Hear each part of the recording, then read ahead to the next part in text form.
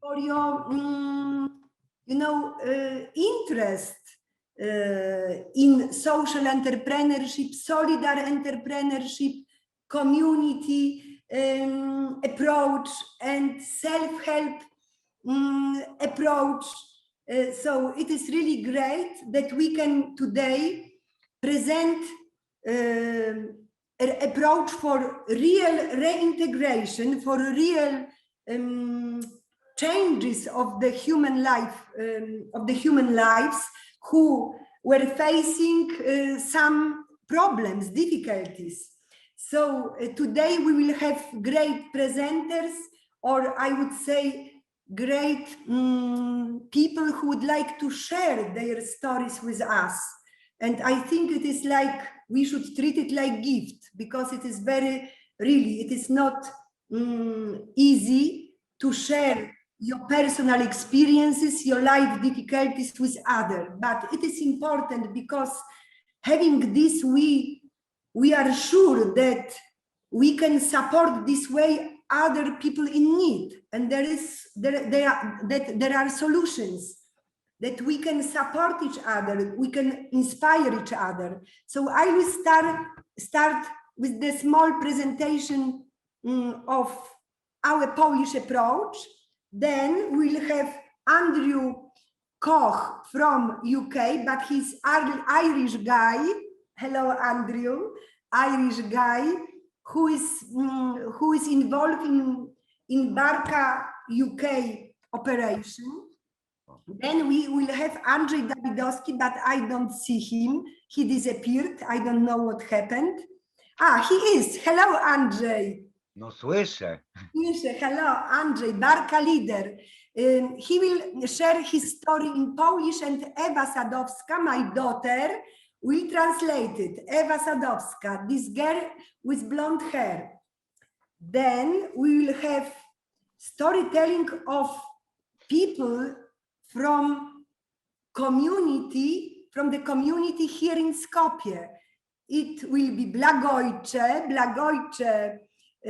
Pismanowski, hello Blagojcze, Reto community, and his colleague, Jose Luis. Hello, Jose Luis, how nice to have you with us. Super. And then we'll have a personal story of Dimitar Ilchev, my great friend of Barka, friend of us. Hello, Dimitar.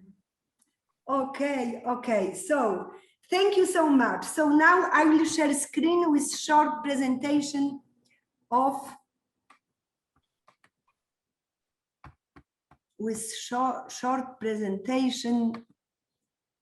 short mind presentation. Okay. Reintegration and the way how to rebuild our lives. Everybody needs to improve something as a human being. We are not, ideal people. It is not only that only those who face some social problem, they have to change their soul, their habits, their attitudes. All of us. And to meet those who have difficulties, mobilize us and give us reflection. What have to be done? Or what has to be done to improve the condition for our life, for everybody's life, not only for those who face the difficulties. This is very important beginning. Also, what is important, that we build bridges between us. We couldn't treat people like clients.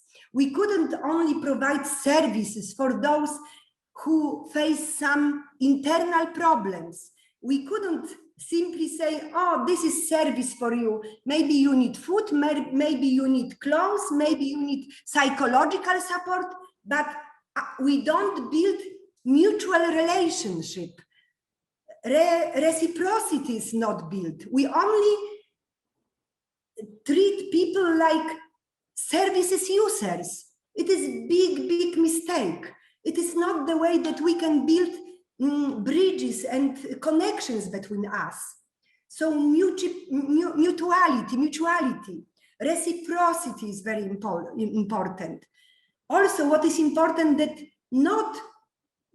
very often the professionals explain, I work for the people who are in need. No, we have to work with them, not for them, not for them. We have to work together. We have to show our determination to create better conditions for all of us, for the integration, inclusion, and not, we very often define it, we are so good, we are so good prepared, professional, we have professionalists, and we work for the people. No, we work with people, having them with us, close to us. This is very important. Also, interdisciplinary approach. We couldn't only, solve social problems. Like some people have problems, they use social benefits to receive some support, but it is, not enough. When people, it is not only, there is no only problem that people have lack of something like material things, materialistic things. They have lack of feeling of belonging, self-esteem. They have lack of self-confidence. Maybe they have lack of some skills, competences, how to be part of the group, community. So it is impossible that you can support people only through some services and social benefits. So we have to connect it with religion, any religion, with culture, with education, with some sport activities, with also employment, social employment, social enterprise, because very often it is difficult that person who spent few years being out of the society, out of the work market, can jump and be super worker in the commercial company. We need this intermediary institution, social enterprises, which have more community-based approach, which are built on the mutuality, what I mentioned before. Also, what is the crucial? Self-help. Those who have overcome their problems, they are the best teachers, brothers, supporters for those who are in need. It is really, really crucial. If you would like to have more people who are able to manage their life with responsibility, please involve those who overcame that problems, and they know from their life, they are the best experts. And also transparency, very honest approach, sharing all the information, explaining everything. Each question is important. Each answer is very important.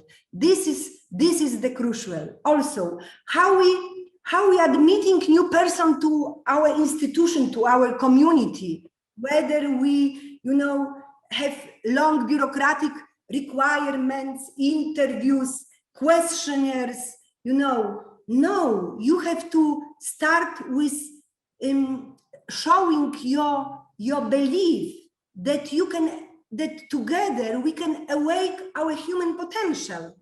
I can awake my potential, but I also can awake your potential, and we can do it both sides. So because when you will see only these problems, these difficult things inside of the person, and you will not able to see his potential, it will be difficult to work, that it will be difficult to build self-esteem of this person, because when you don't see potential in him, he also will not see potential in himself. So it is very important. Please be open, take away of this, suspicious thoughts you have in your head. Please try to be open as much as possible, and present acceptance coming from the deepest part of your personality.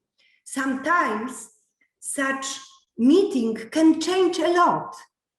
Sometimes such meeting can change attitudes of people. They can be better people after such meeting with somebody who see potential.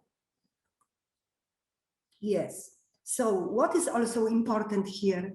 Very important is that we don't want only to fulfill this, you know, how you call it, temporary things like, you need this, you need this, you need this. We would like to really rebuild ourselves as a human being, to be better human being, better, more solidar.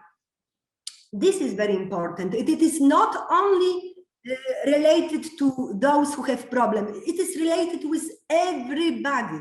Every professional person, every minister, local municipality mayor, teacher, and every person who has some problem with addiction, with disability, with some mental problems.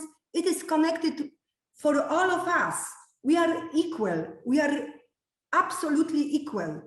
So what is important? Please create centers where people can meet, but not only talk also, but also work. Do something together for the community. Do something together that what can empower other people, what can show that you are responsible and you would like to also contribute, not only to take, you would like to contribute. So be part of the community and contribute of the life of social enterprise community, but also it is important that we have such centers, not only, you know, soft support, to you know, to provide some kind of soft support, but we have to have rehabilitation center where people can have trade training, when people can rebuild their habits, when people can take responsibility, when people can feel that they contribute for the common good. This is really important. And also when we have among us brothers, sisters who are addicted, we have to pay attention for the sobriety. Those who stop to drink, those who stop to take drugs are really welcome to share their stories. The most important is please share your story. Please share the deepest, the most difficult parts of your life. It is something what can rescue other people. There are some examples of Barka leaders. This is Zbyszek, who was 20 years addicted and homeless. So those of you who will visit Barka community will visit also this community. It is only small community, 14 people. But what is important that he fully rebuilt his life and work with others in solidarity. And also Barka provided him with the part of the land so he could build his own house from clay and hay. He has 2 sons, he has a wife. So Zbyszek, he's one of the, you know, like one of the very strong person with very strong human and life experiences, who is ready to share it with everybody. Also, he shared it with mayor, with televisions, with movie makers, because he knows that this message is important for the world, that there is a solution. We can try the way that we can be closer and better, and we can support others in solving their problems. There is also 7 communities in the south part of Poland run by the prison chaplain, who was worried about the fate of people leaving prisons, where they will go, how they will live. And he created the Barka communities, 7 Barka communities. They are men and women, and they live like a family. And they have some social enterprises, they have some animals, they rebuild old buildings, they have second-hand shops, they share everything. And they rebuild their life beautifully. Majority of them, they are ex-prisoners. There is social cooperatives, social enterprise, where 7 persons addicted on the alcohol, decided to stop drinking, and they were supported by us. They bought tractor, they have some machines to cut the grass, and they, as I probably you know it, I mentioned it, that they do services for the local municipality, and they paid them for that, and they receive small salaries. So it is like self-help group which establish solidar enterprise. And you know, and there is also reintegration, so there are meetings, discussion, what was difficult, what happened, but work to rebuild ethos to work. Ethos to work is very, very important. You will also listen the story of our leaders, how they support other in need. In the professional language, we would say they are social services providers to the homeless persons, but we don't use this word, that they are social services providers. They are brothers who share their stories with those who are on the streets. And you will listen these stories, story of Andrew, story of Andrzej Ratajczak, and other stories. Maybe two guys from Reto also will share their personal stories. It is very important that we couldn't say to the person who needs another person that we only provide them services with distance. We don't show we don't open ourselves as a human being. We are only, you know, in uniform of professionalism. So it is really, really big challenge for us to take this uniform away from us and to show the human face. Housing is very important.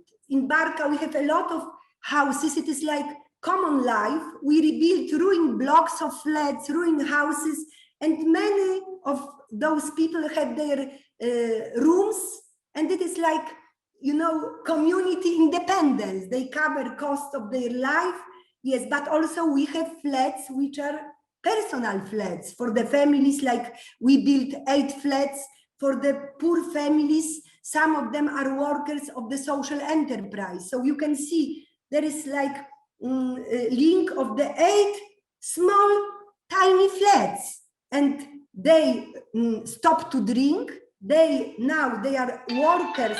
They are workers of the social enterprise, and they rent this small flat, paying also cost of rent, because now they are able to do that. So it is full recovery. Yes, so in the end, I would like to ask you to show trust, to build bonds between persons, to think not that the profit is like a god. No, profit is to achieve some higher aims, to have more people self-sustain, to have communities maintain and covered their costs. Profit, individual profit is not the god. The profit of the community profit, social profit, profit that we have some money, but the most important is that community is better, and they raising their abilities, their possibilities. And also what is important, that we should all the time think how we can serve to others. When you stand on your own leg, please don't forget to share to the community, to support others. Think about other persons who need you, who need your testimony. So this is the approach which I would like to present today. And now I will take it out, dear friends. So it was like foundation for our discussion. This is this approach of community and solidarity and mutuality and solidar enterprise approach. And now I would like to ask Andrew to share your story and how this work in Barka, that you rescue others in need, support you also. Hello, everybody. My name's Andrew. I hope you can all hear me. Yes. Thumbs up, everybody. Yeah, good. First of all, thank you, Barbara, for your presentation. It was very interesting listening to you. And thank you very much, Barbara, for all your service to the community. Also, I'm very happy to be with everybody today, especially with our friends from Macedonia, from Poland, and from various other countries around the world. I am calling you through Zoom in Milton Keynes. I'm here in England with Andrzej Ratajczak. He is actually with somebody right now who needs help, a young man who is 27 years old. He just had his birthday 2 days ago, and he has a lot of mental health problems and has been living on the streets of the UK, of England, for 12 months. And needs a lot of help, needs a lot of support. And this is a great way in which Barka can come into the picture, into this young man's life, hopefully. He's all alone, he's isolated, and he has no support, no friends, and no community. And the communities that are in Poland, the Barka communities and the staff members, that spirit of community and solidarity that Barbara was talking about can come through the leaders and through other staff members to people on the streets of Holland, on the streets of Belgium, on the streets of The Hague, on the streets of Germany, and on the streets of the United Kingdom, and indeed the Republic of Ireland as well. And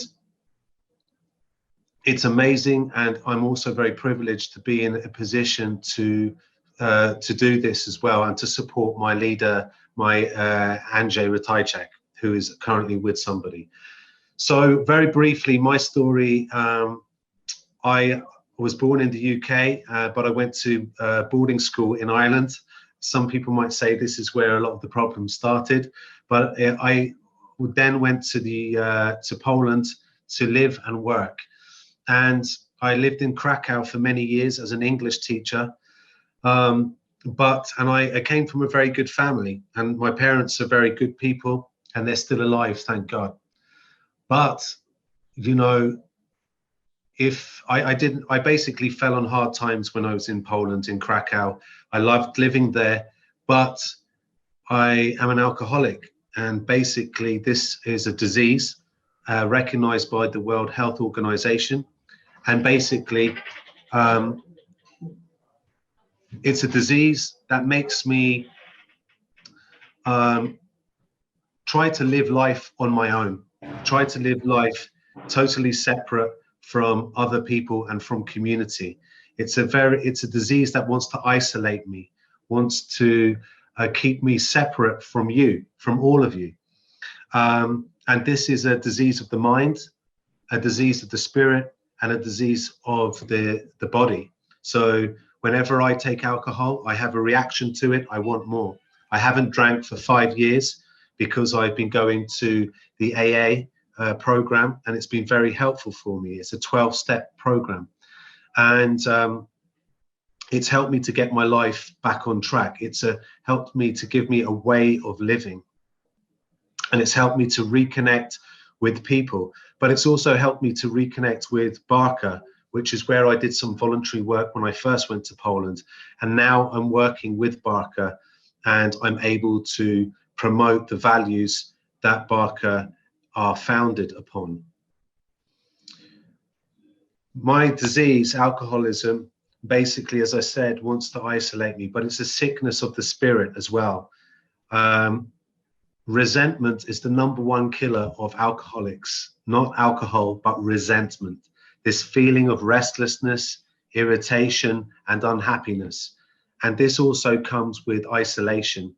And it's a horrible circle that goes down and down and down and down. And when I was in Krakow, I was kind of homeless. I was living in very small little accommodation. I didn't have any place that was my own. And then I started to go to recovery.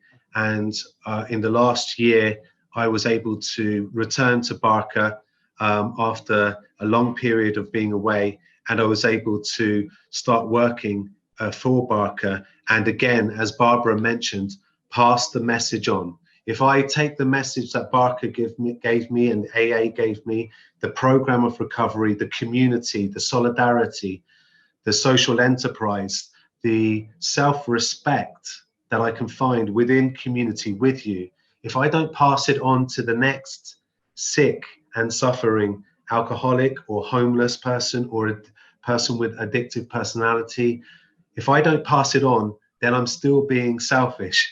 And selfishness and self-centeredness is the root of my problem. And that's the spiritual aspect of my disease. So I have to pass the message of recovery on to other people who are suffering. But I can't do it on my own. I need to have this community. And I have Anjay, and Anjay is with me at the moment, and we have our small community, and we have 2 staff members, Marta and Anjay Davidowski down in London. And in Holland, we have other staff members. And we always have support from our CEO, Eva, and also from Barbara and all the other leaders back in the Barka community. So we know that we are not alone here, and we don't have to pass this life-saving message, this message of recovery from despair, as Barbara mentioned, recovery from hopelessness. We don't have to pass this message on alone, because it can be difficult. It's like it is like a battle, and sometimes the message is not received.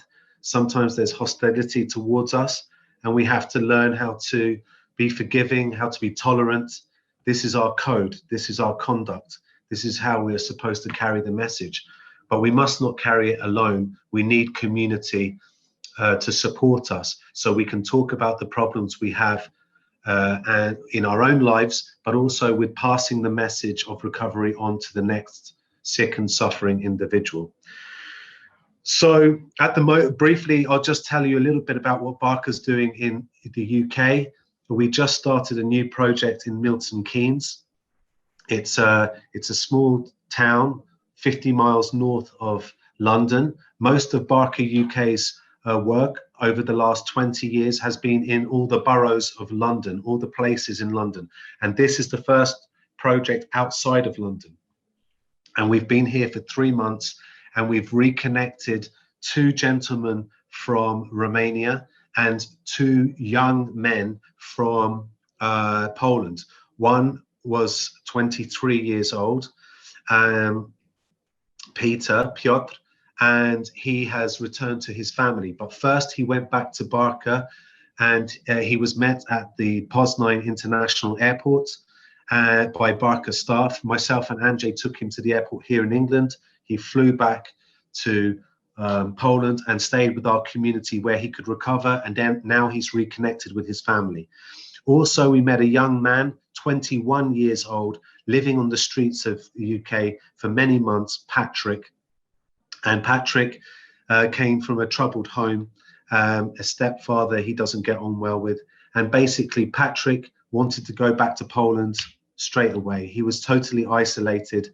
And we took him to the airport. We helped him find an accommodation here, took him to the airport. He went back to the Barka community in Poznań, and now he's starting a 6-month therapy program.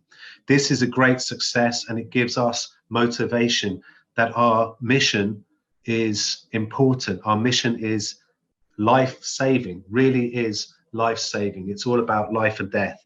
And we have to get across the message, sometimes strongly, to people that, you know, try another way. You can't, it's very difficult to try and live in this life on your own and by yourself, because there's another power in community. It's like one finger is quite weak, but together we can form a fist and we're kind of strong. So basically, this is the sense of community, and this is the power in community. So Patrick is with our community now back in Poland, and he's going through his recovery therapy. And for me, I still attend my AA meetings. I still try to help other alcoholics on the streets, but also people who are not homeless as well. And for me, this is an important thing that I have to do: remain part of the community and get support from the community, give to the community by service, and also to keep doing my program daily. by helping other alcoholics as well. So Barka is progressing here in the UK, and this new project is going from strength to strength. We have also met recently a group called Emmaus. Emmaus has a long relationship with Barka. Emmaus is from France and also has communities like Barka in France and also in the UK, where homeless people come together, rebuild their lives, can also find work in the community, secondhand clothes, social enterprise, as Barbara was saying, coffee shops. And we went there last week and it was amazing. Just like Barka, some great work happening there. And we also met Polish people there, people from Central and Eastern European countries as well. And maybe there will be some more cooperation in the future. There's lots of opportunity and lots of excitement and hope about the future cooperation with Emmaus, a similar organization to Barka. So I think I would like to leave it there today. But as I said, it's very great to be with everybody. And I'm very privileged to be able to share this message, this powerful message of recovery. And I'm very grateful that I'm now able to work with Barka and not work for the homeless, but as Basha said, with the homeless, because I am getting something from them. When I serve, when I help, I'm receiving as well. I learn more about myself in different situations, different circumstances, and this is the opportunity that Barka has given me, and for that I'm very, very grateful. So I think I'll leave it there. Good luck everybody, and God bless, and hopefully see you all very soon in the UK or maybe in Poland. Thank you so much. Thank you so much for such personal but also a broader picture of the situation. And you know, I think it is something what enriched us a lot. So thank you, dear Andrew. And the connections you built with other communities, Emmaus. So it is great community like Reto, like Barka. So we are connected, And now also we would like to have more such places in Macedonia, in North Macedonia, not only one Reto, not only one Izbor, but 100 such examples. Okay, dear friends, so now I would like to, chciałabym poprosić Andrzeja Dawidowskiego, Andrzej Dawidowski from Poland, who is now in London.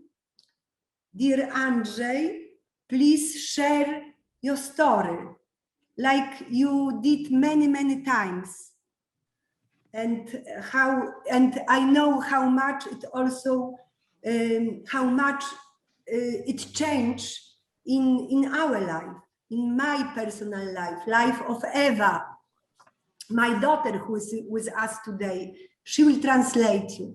And now I would like to ask also Andrew and all people who are English speaking people to switch on the translation.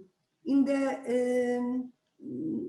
you can find like something like globus, and you have to put interpretation, and it will be English interpretation for you, because now still Eva will translate into English. Okay, so when people will start to talk in Macedonian, then you should switch on the interpretation. Now it will be from English to Macedonian.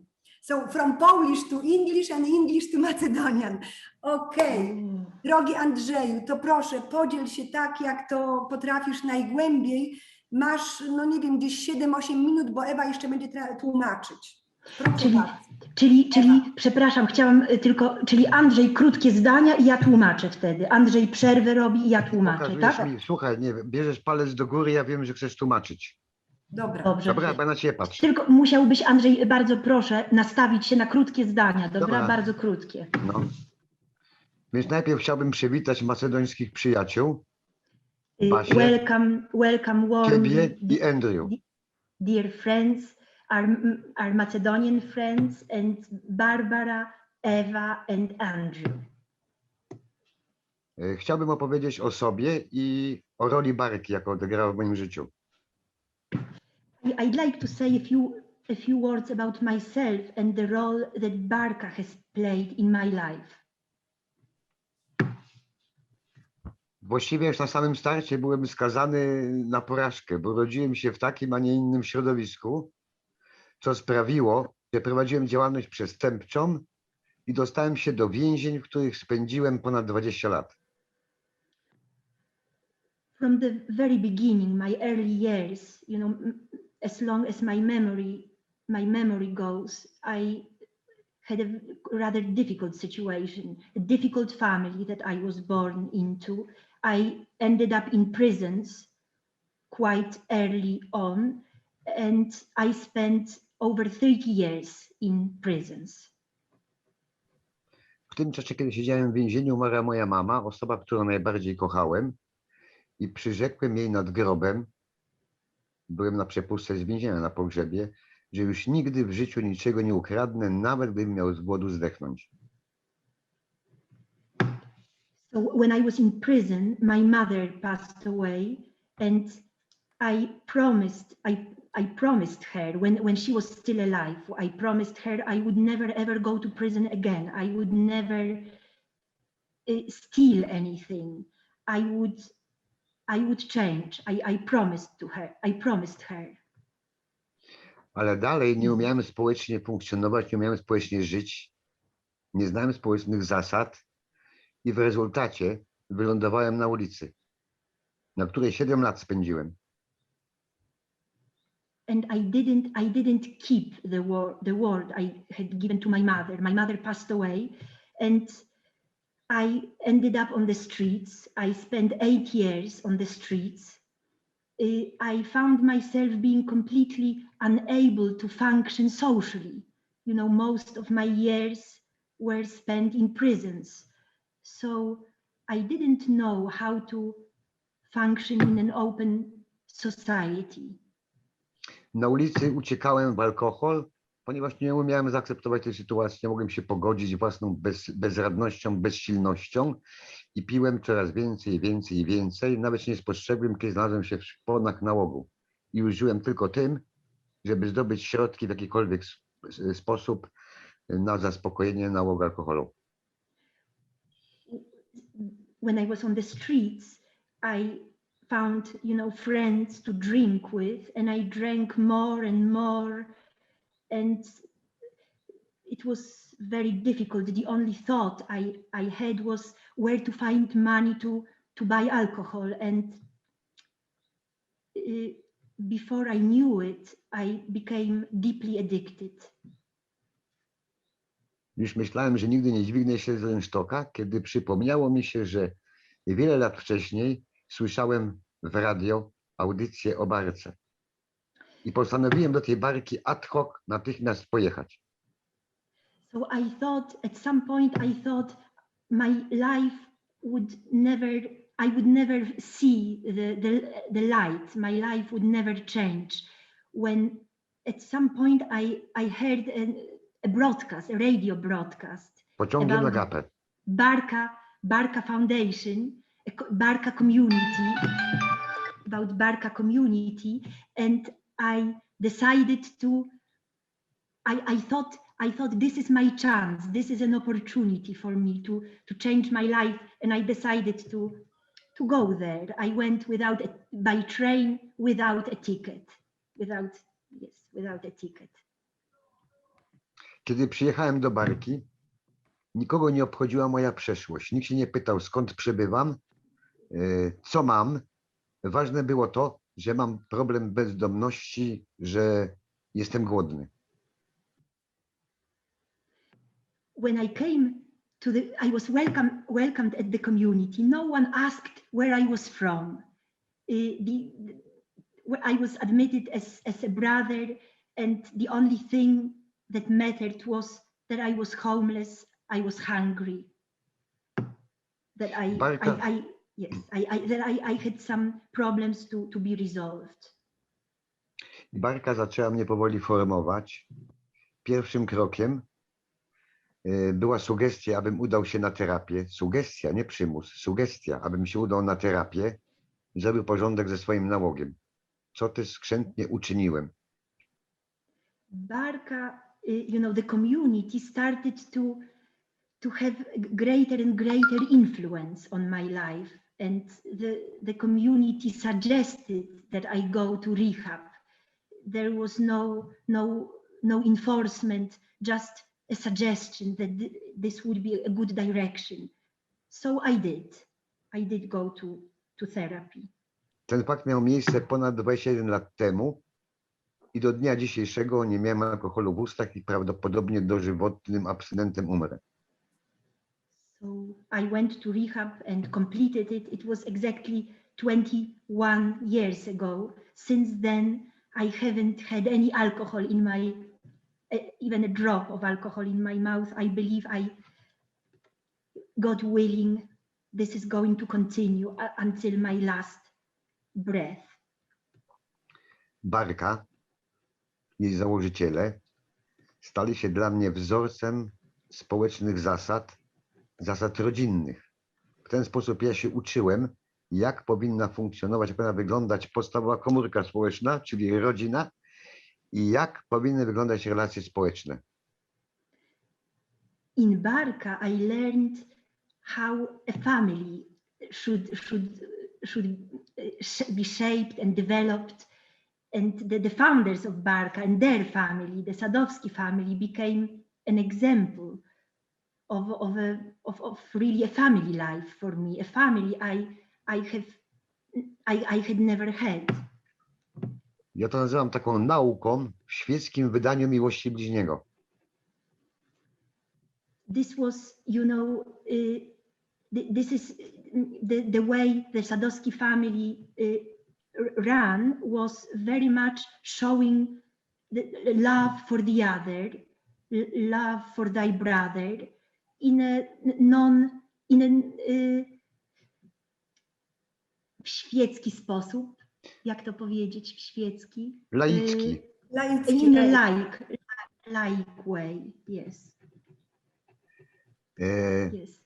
W Barce zacząłem po raz pierwszy w taki sposób normalny, bez jakiegokolwiek przymusu pracować. Uczyłem się, ogarniałem wszystkie sprawy związane właśnie z prawidłowym wykonywaniem pracy. Jak tą pracę powinienem czuć? In Barka I started to work. For the first time I started to work and learn, skills, upgrade my skills, and really for the first time I really started to work. Yes. Miałem wtedy też właśnie świadomość braków, jakie we mnie są. Teraz powiem ten wiersz, dobra? Then I realized how much I don't know, how much I still have to learn. You were And I wrote a poem. Panie Boże, daj mi słowa, bym wyraził to, co czuję. God, give me words to verbalize how I feel. Pozwól mi zwerbalizować, co się w sercu kumuluje. Help me to verbalize what's accumulating in my heart. Daj mi oczy, dobry Panie, abym widział przegłęboko, dokąd biegnie miłowanie. Give me eyes, O good Lord, so I can see how far your love goes. I nie ranił swą głupotą. So that I don't hurt others with my stupidity. Daj mi uszy, mądry Boże, aby serce wciąż słyszały.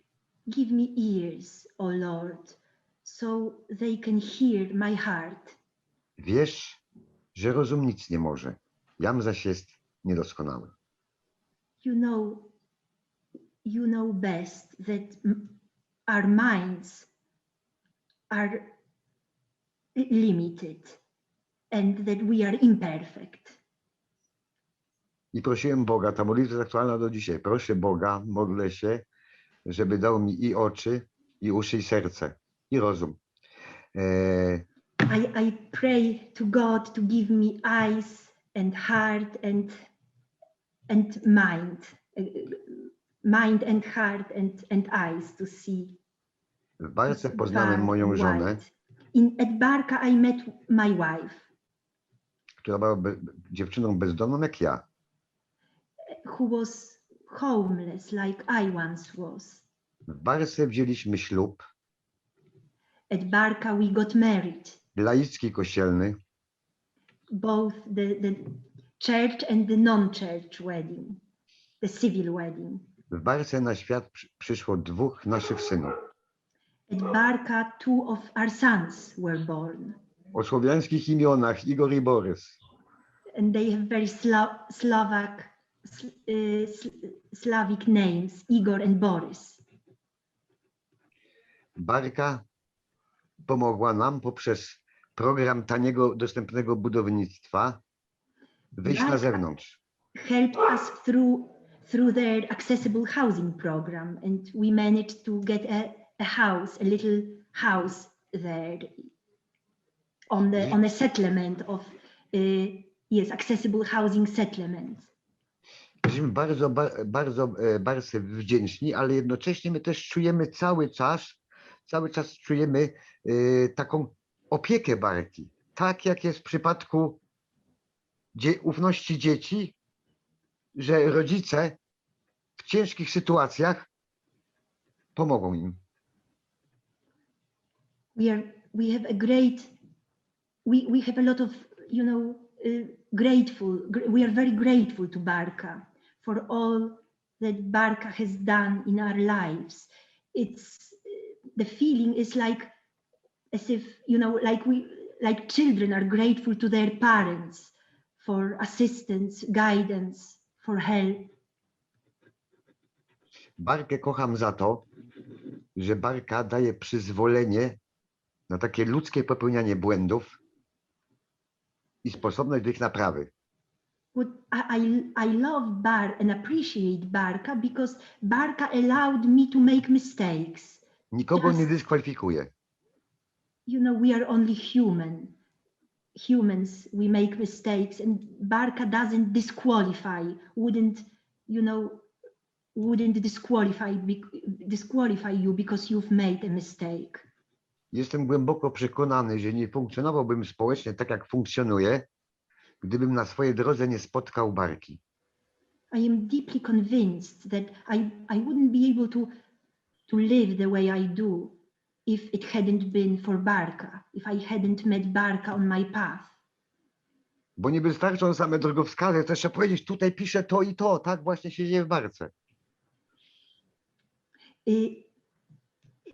Nie wystarczą same drogowskazy. Jeszcze raz. Tak. Jeszcze I trzeba raz. powiedzieć, co tam na przeżyć. nich pisze. Ty słuchaj, tu pisze to i to, zwrócić na to uwagę i wówczas zmienia się myślenie. Only signposts, posts on the road are not enough.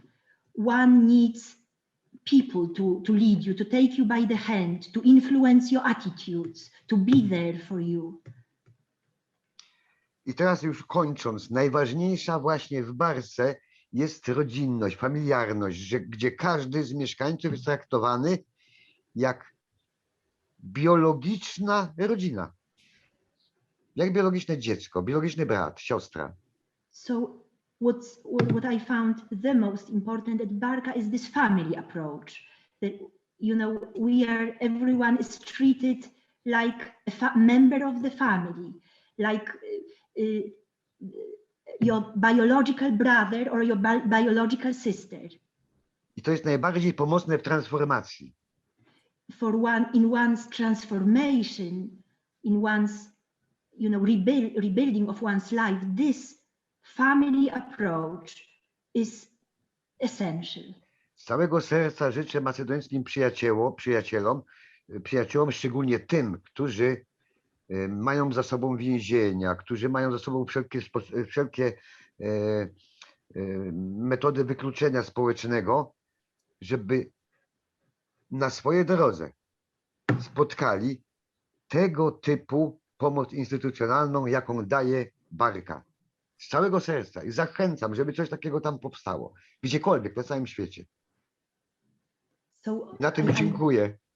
I'd like to wish upon our Macedonian friends, and especially those who have fallen into hard times, especially those who have been have hit the rock bottom, to find places of community, places of refuge, places of love, like Barka is for us here in Poland.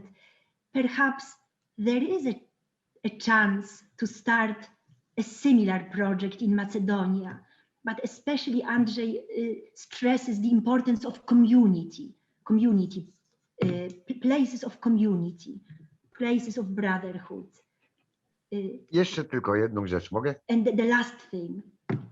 I jeszcze chcę powiedzieć, że jestem głęboko wdzięczny i coraz bardziej to widzę, tą taki właśnie genialny pomysł Basi i Tomka, twórców Barki, i widzę, jak postrzegam Barkę w taki sposób fizyczny, jak dobrze naoliwioną maszynę, która sprawnie, super działa, i ja gdzieś tam jestem maleńkim trybikiem w tej maszynie, ale uważam, że na swój sposób ważnym, i staram się jak najlepiej tą swoją trybikową pracę wykonywać. Opartą na miłości bliźniego, na empatii. Barka is based on brotherhood and loving your brother as you love yourself. It's like quite an intricate machine, you know, with a lot of parts and pieces. I am also a part. I'm honored to be part of this machine that works so efficiently, Andrzej says, and I hope that I'm doing my small job within this greater whole well, and according to the values that Barka has been founded upon. Christian values. Thank you so much. Thank you so much. Now there is a time for questions, reflections. Maybe you would like to share your thoughts. Maybe you have some questions to Andrew and to Andrzej Dawidowski. So please, now it's time for you, dear friends. Who would like to share the experience? I only would like to add that Andrzej Dawidowski and Andrew, they are now workers of Barka. And as I mentioned, they support people in need on the streets, in people who are in very difficult life situation. So those who overcame their problems are our workers now. Brawo, drogi Andrzej. Thanks for your emotional story. Brawo, drogi Andrzej. Dziękujemy za historię. Andrew też dostał odpowiedź, że bardzo dziękują. They also thank to Andrew and to Andrzej Dawidowski. So maybe somebody would like to... Oh, Dimitar raised a hand. Please, dear Dimitar. It was not so much raising a hand. It was more like applauding for, mostly for Andrzej, for his courage to tell his personal story. I mean, what I would like to ask him is, he said that at times he felt like he felt rock bottom. Did he feel hopelessness then, or did he have hope that things would turn out for the better? Właśnie pyta Dymiter, bo mówiłeś o tym, że w pewnym momencie dotknąłeś dna. Czy był taki moment, że straciłeś nadzieję? Był taki moment? Czy nadzieję miałeś zawsze, że jednak odbudujesz się? Czy był taki moment, że pomyślałeś, że ty nie dasz rady dalej, że to już jest koniec? Oj, takich momentów było wiele. Ja właśnie ja już się obawiałem, że ja w rynsztoku zdechnę. Bo miałem dwie opcje: zdechnąć w rynsztoku albo zdechnąć na 4B we Wronkach. Więc więzienia nie chciałem, bo tak przysiągłem i tak się obawiałem. Ale gdzieś właśnie w momencie, myślę, że ta nadzieja we mnie była, skoro, kurczę, nie popełniłem samobójstwa, skoro nie zachlałem się, oszczędził mnie Pan Bóg, nie zachlałem się na śmierć, i przyszła mi ta myśl o Barce, przecież o niej wiedziałem, bo słyszałem o niej w radiu. Okay. Andrzej said that there were lots of moments he lost hope. He thought he would die on the streets. He said, I thought I'd die on the streets or on the 4th B in Wronki prison is a ward, 4B ward, a ward where, you know, you've got the most hopeless and helpless cases. So people, you know, who committed murders, people who have done some quite, you know, yeah, people who had committed very serious criminal offenses. So Andrzej thought he would either die on the streets or at the 4B ward in Wronki prison. But Barka came quite unexpectedly, and it became like a torch, he says. Since then, the hope has been growing since I met Barka on my path. And what about Andrew? Have you had such moment in your difficult part of your life? Like you lost hope, you were totally alone, and you didn't want what to do with your life. Yes, thank you, Andrzej, for sharing your story, and thanks, Eva, for translating and for the questions. I think when I was in Krakow, I had a good job and friends and everything like that, but I just, you know, I lost it all, and I hit a really low point, and I just couldn't find any power, no power to change my life. And this is when I hit a very low rock bottom, or what I thought was a rock bottom, and I had to surrender and let go, and realize that I need help. I need to ask for help. I never asked for help before. I can do it myself. I don't need any help. And but it was just my pride, you know, my ego was so big, and I had to realize that things were not going very well at all, and I had to ask for help. And luckily I was able to find help in the AA for about 4 years. But then last year I hit what's called a second rock bottom, a spiritual, very low point. And I really felt like crazy, like very hopeless. There was a very strong sense of despair and anxiety. And then luckily I was able to use my community in the AA, but then I needed to find something more and more purpose and more direction. And then Barka just reappeared in my life again. And so it was like a full circle. When I came to Poland, I met Barka, and then as I was leaving, I also met Barka again, and it was perfect timing. It was very a good thing for me in my life, and it helped me to go from this rock bottom, the second low, to focus my life and to give it more meaning and purpose, to serve others, not just only serve Andrew, but to serve the community is important. Thank you so much. Yes, both of you raise such important things for all of us, not to serve only for ourselves, to find purpose of our life, something what will motivate, drive us, something what trigger wings. spark. But wings are given when you serve to others. So social enterprises, solidar enterprises, it is the way that we can serve to others, others can serve to us. It is mutuality. So we have to have communities and social enterprises, community enterprises in your country. Your country is beautiful. Your people are very solidar. I had a great meeting yesterday in Ohrid, Bitula and Tetovo. People are very determined to change the situation, to create better conditions for others, together with others. So I think that we are in the good moment, and we couldn't lose this moment. This is the momentum. So thank you so much. Okay, so there are some more questions, or we can.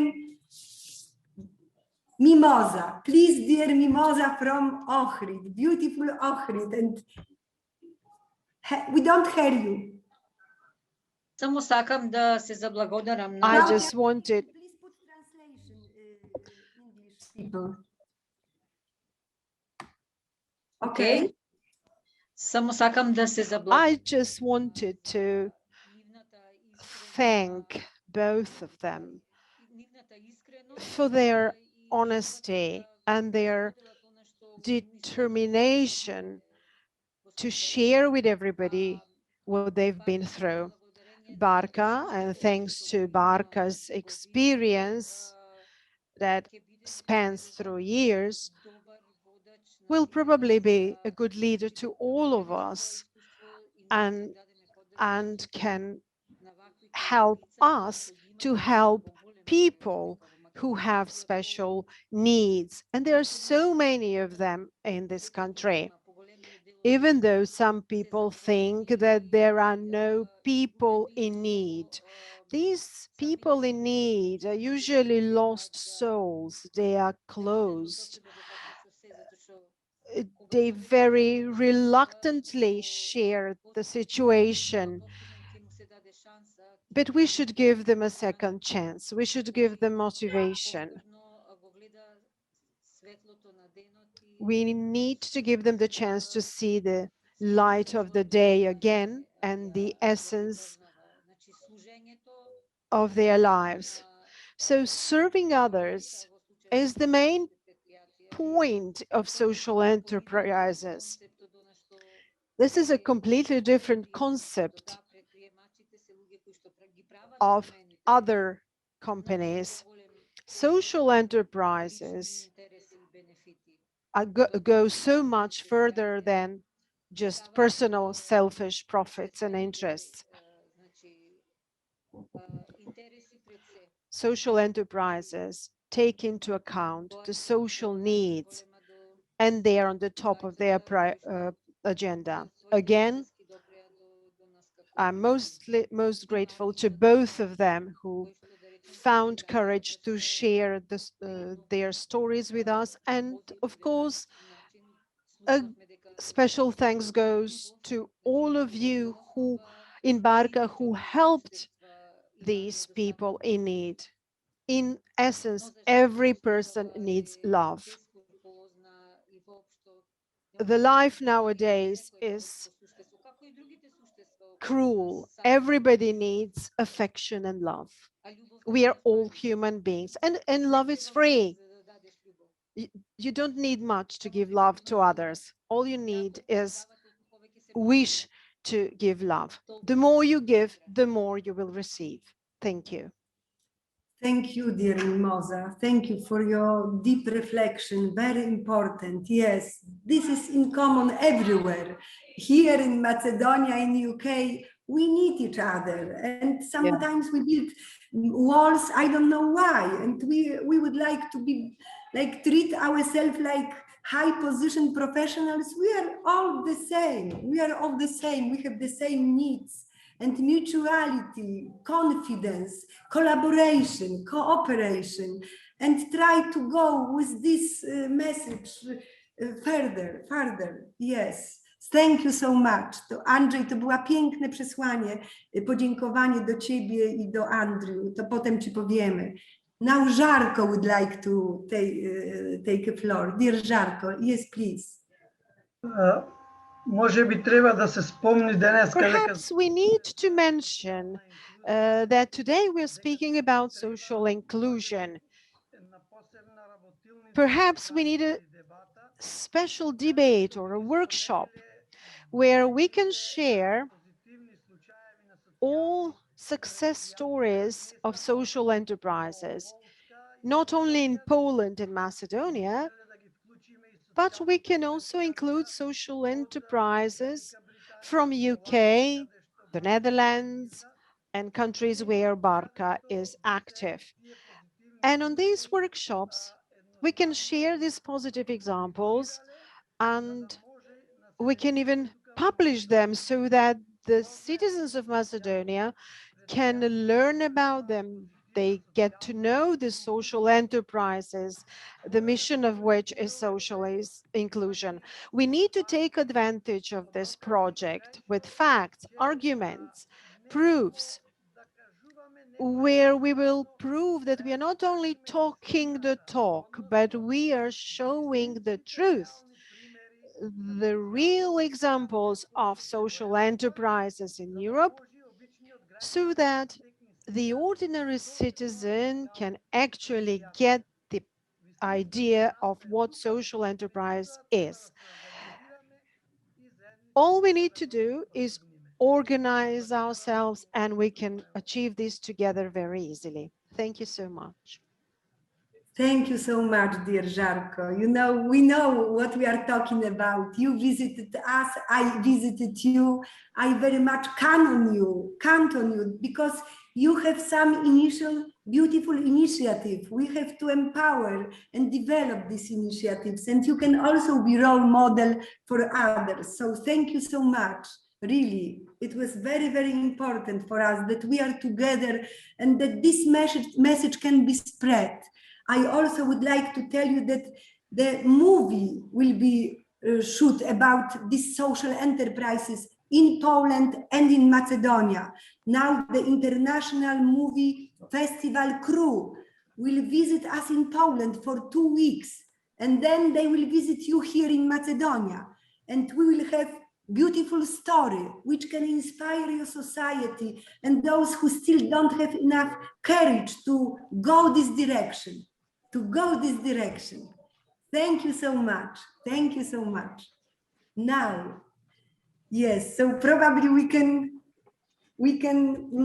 go to the second part of our meeting, and I am really very, very happy to have with us two great persons, Blagojcze Pismanowski and Jose Luis from, it is difficult to explain the whole name, but yes, they will share the story about real community existing here in Skopje and their personal story.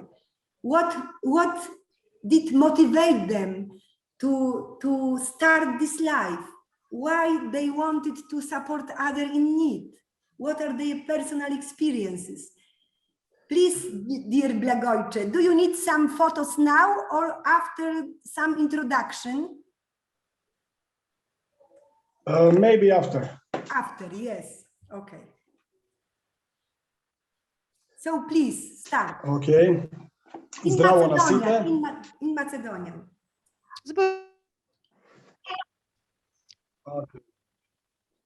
Dobro, zdravo na site. Hello, everyone. My name is Blagojcze. I'm here with my colleague, Jose Luis. As we introduced ourselves, we come from Rito Foundation from Skopje that has been existing since 2006.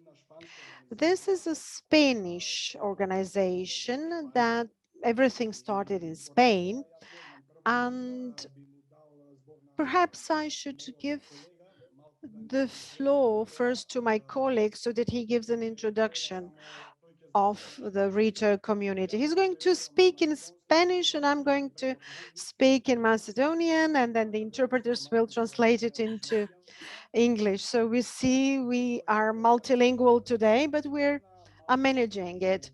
He's going to say a few words about how everything started in Spain and how it was transferred to Macedonia and the whole world. And then I will go and share my life story. We run this center. We are the responsible people of it. We were both ex-addicts, but we will tell our story later on. I will now invite Jose to share his story, and I will do the interpretation. Hello, good afternoon.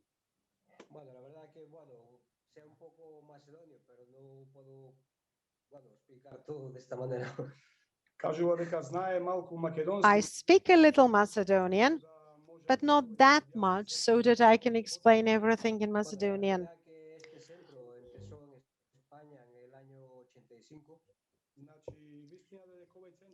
This center started in Spain in 1985.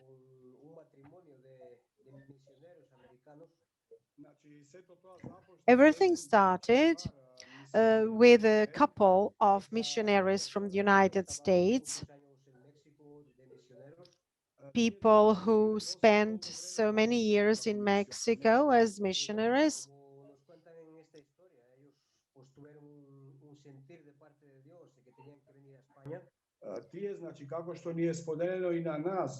As we know, they had the feeling, the urge to go and help others.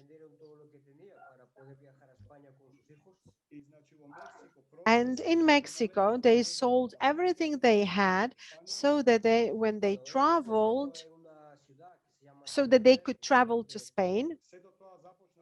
Everything started in place called Santa. Unfortunately, the interpreter missed the name of the place. These people settled down in this small place. And one day, they took a person, a homeless person, one junkie, one drug addict from the street. They sheltered this person into their house. And an interesting part of this story is that one of these people who started to live with them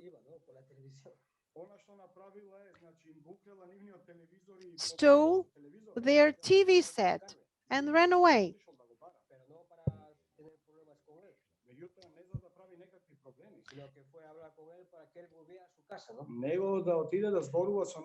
And the missionary went to find the thief, not to be angry with him, but because he wanted to speak with the thief and try and help him.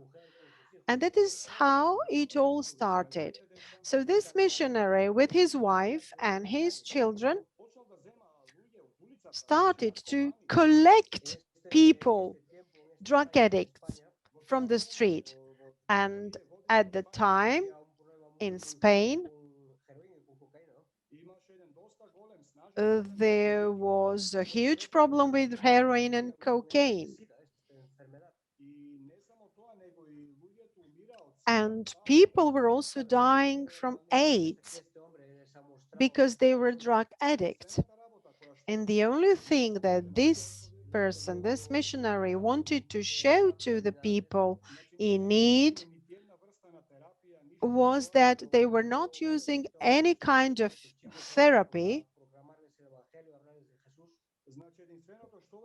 but the only thing they used was to speak to them about Christ. And we could see how these people started to come out of their problem thanks to the Bible. And step by step, this method started to spread around Spain. There were so many more people who wanted to help people in need. And this is how it was spread all over Spain. More and more people started to spread the gospel. In the beginning, people started to wash cars, collect cardboard, did all kinds of jobs. They collected old furniture.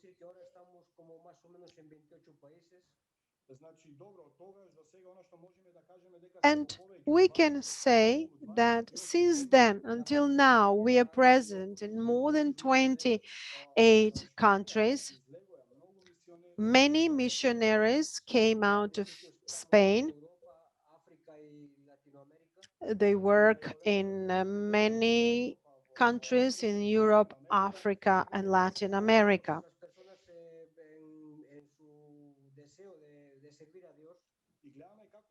And we see how people have the wish to serve others, to preach the gospel and help other people in need. One day, people who received help are now giving help to others. Let me share my life story. How did I accept all of this? I would really like to witness things that I saw for myself.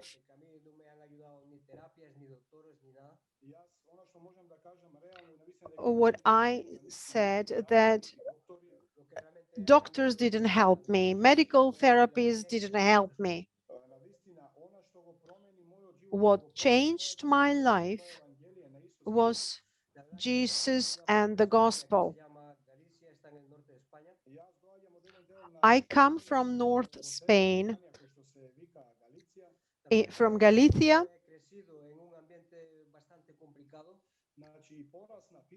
I grew up in a very complex and complicated environment.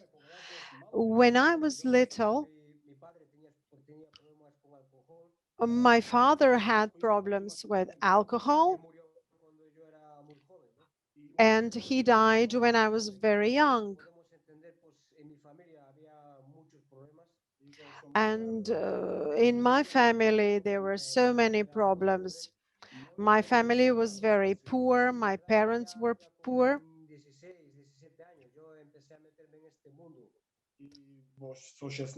And when I was 16 years old, I entered this world, a world where drug was everywhere. Many people worked in the drug world.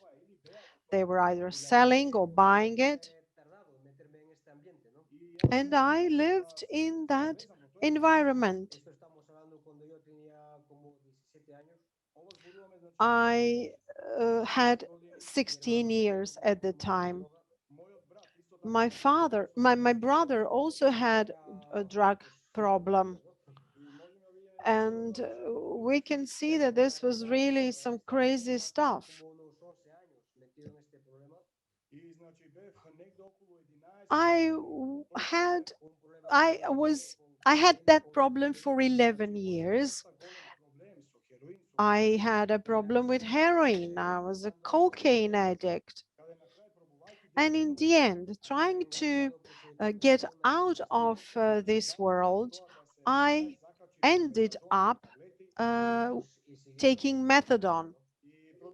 And I continued taking drugs, of course, because I realized that nobody and nothing could help me. I tried various doctors, I tried psychiatrists, but they just couldn't help me get out of this hell. And the worst part was that I was depressed. I tried suicide a couple of times because I realized that my life was senseless. My problem was not just drugs.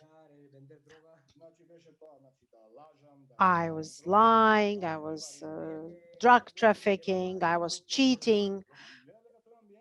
And that environment made me do some really bad stuff.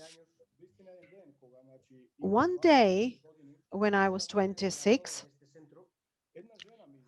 a woman told me about the center. She had her son in this center, and I decided to visit that center and see what's going on. I didn't have anything to lose because I had lost everything already. And this is how I got into the center. This was free of charge. Nobody asked questions. Nobody asked for anything. I didn't even have money to pay. And I tried to get into this center. And what attracted my attention from the very beginning were the Christians that were there, the love of God that they were sharing with others, and they didn't want anything in return. They didn't accept any payment. They just wanted to serve God. It was one of the things that really touched my heart. And the gospel brought back faith into my life. This is how Christ changed my life and how he changed the way I was thinking. And I have this hope in Jesus.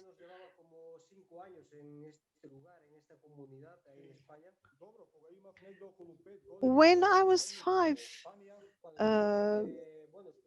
I heard about this community in Spain. I knew that there were some communities where they were promoting Jesus, and these communities started to appear in Croatia, in Serbia, in other countries, and God made me come to this country. I just felt that something was dragging me into this country. I needed a few years to be able to exit Spain and come here. And I came with this heart to help others.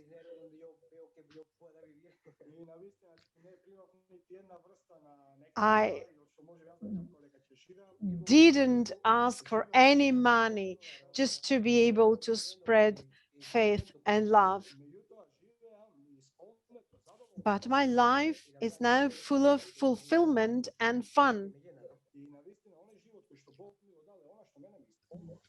This is what is making me alive again. I haven't had any problem for 12 years now, which used to be a huge problem when I thought there was no way out. And now I see and understand that this is thanks to Jesus. Jesus changed my life and changed my heart. This is what we are preaching to people today. Have faith in God. They are not doctors, they're not physicians, they are not psychiatrists, they're simple people. I am experiencing this life myself.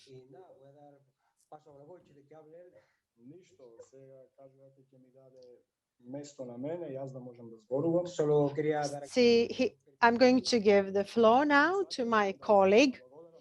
I would just like to thank you for giving us the opportunity to share our life story at this meeting.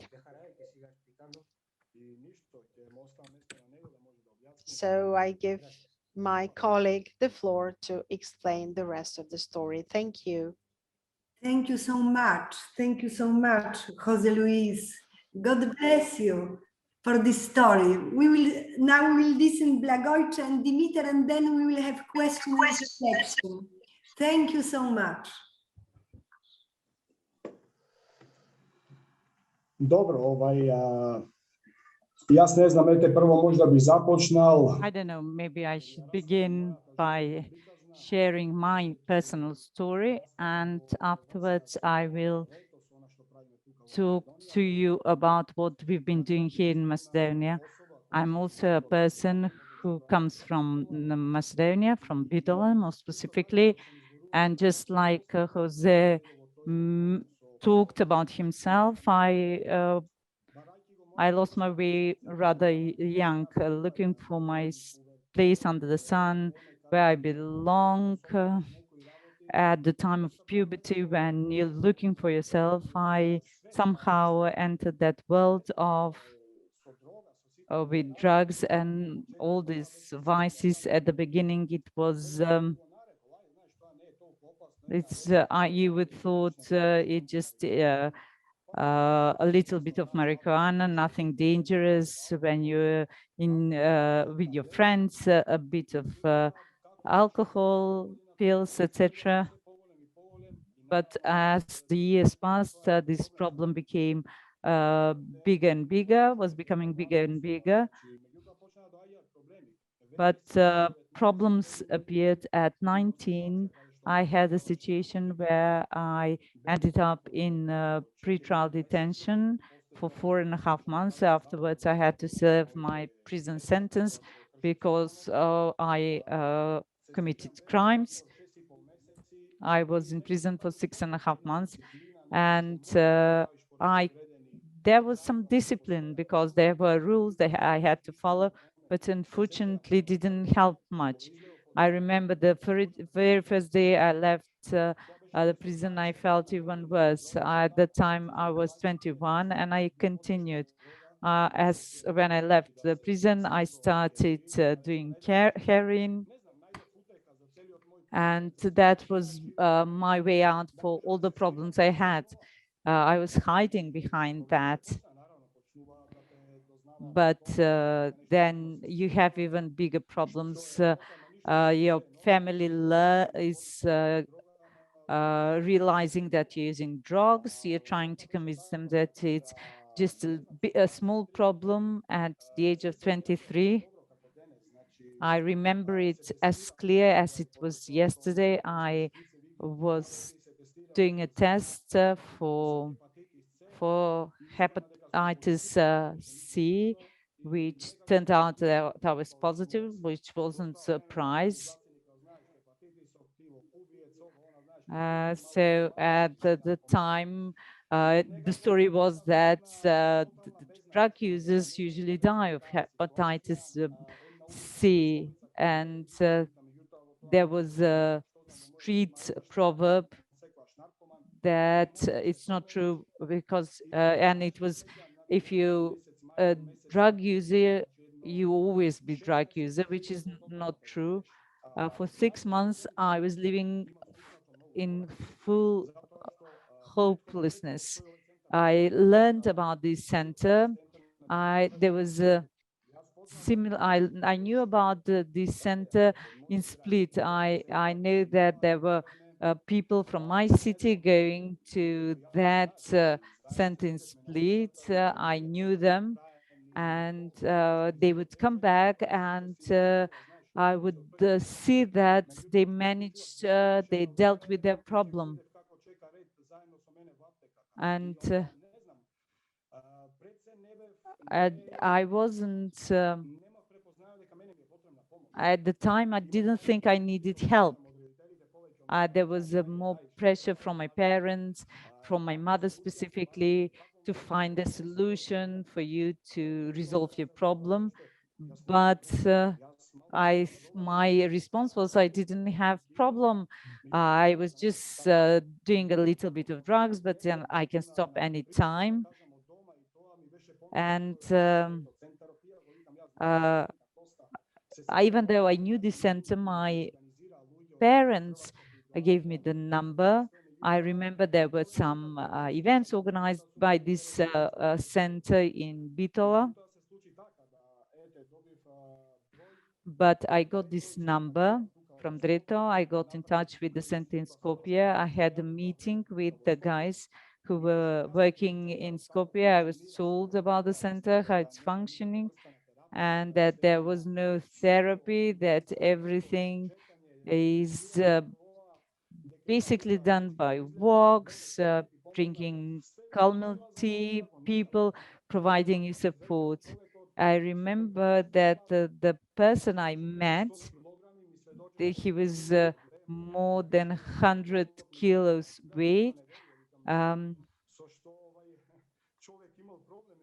I couldn't see that he had a drug problem. And then I said, that's it. This was in 2006 when I joined that center. They were just beginning in Skopje. They couldn't receive me here, but they gave me a solution to go to Serbia.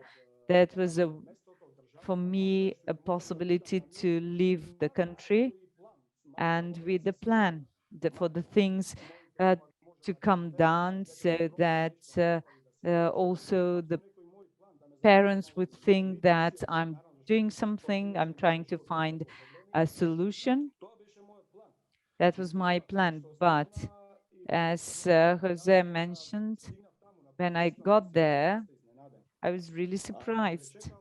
I was welcomed by people that I've never met before. From the very first day, when I started with the physical crisis, I realized that I love my life much more than I thought. So then I asked myself, why are they trying to help me? They don't know me. I don't think that anybody ever cared for me that much. I have always thought of myself as an open person, but people didn't really care, and that was normal because I was a liar, always trying to steal something. But these people, they cared for me even they didn't know me. They told me, whenever you need anything, just wake us up. We can make you some tea, bring you something to eat.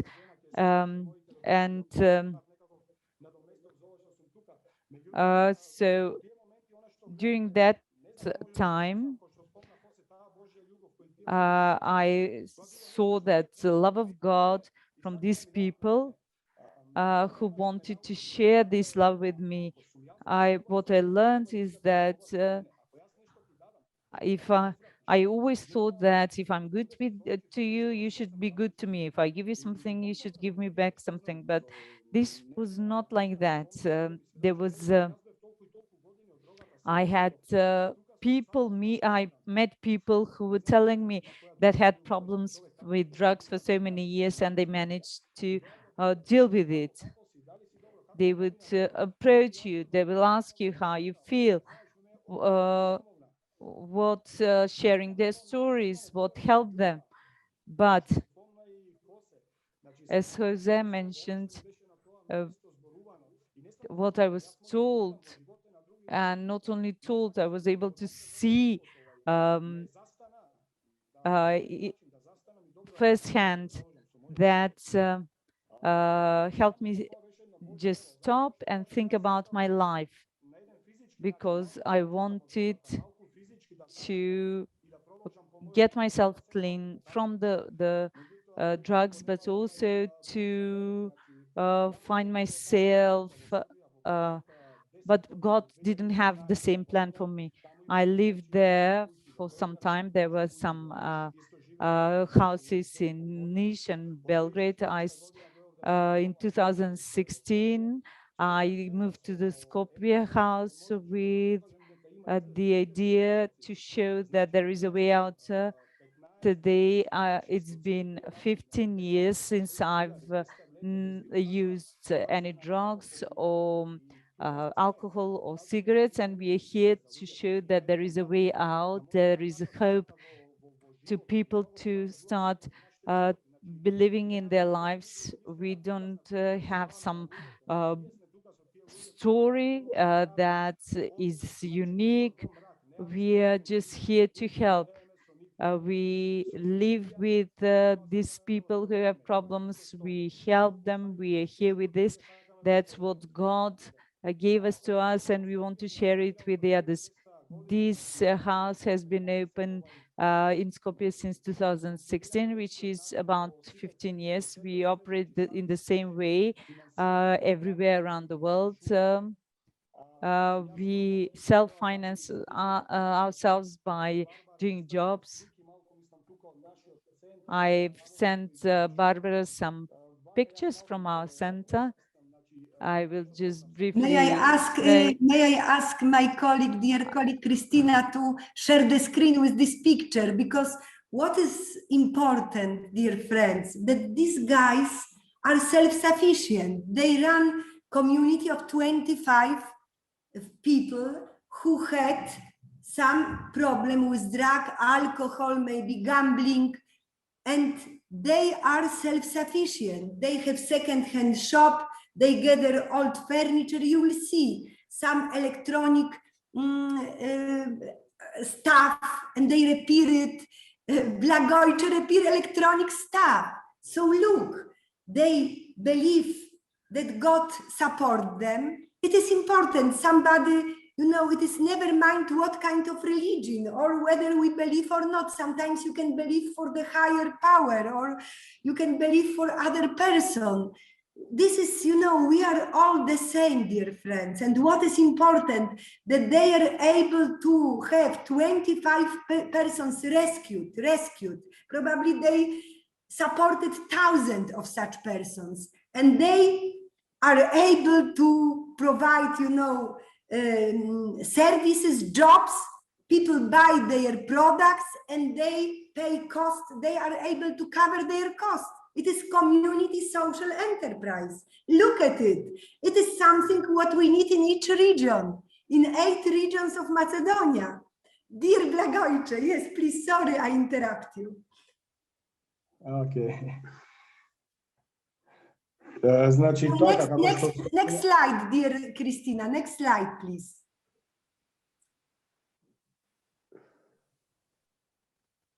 So this is your premises. Da, ovo je malko, znači, jedan del od naših This dvor. is part of our yard.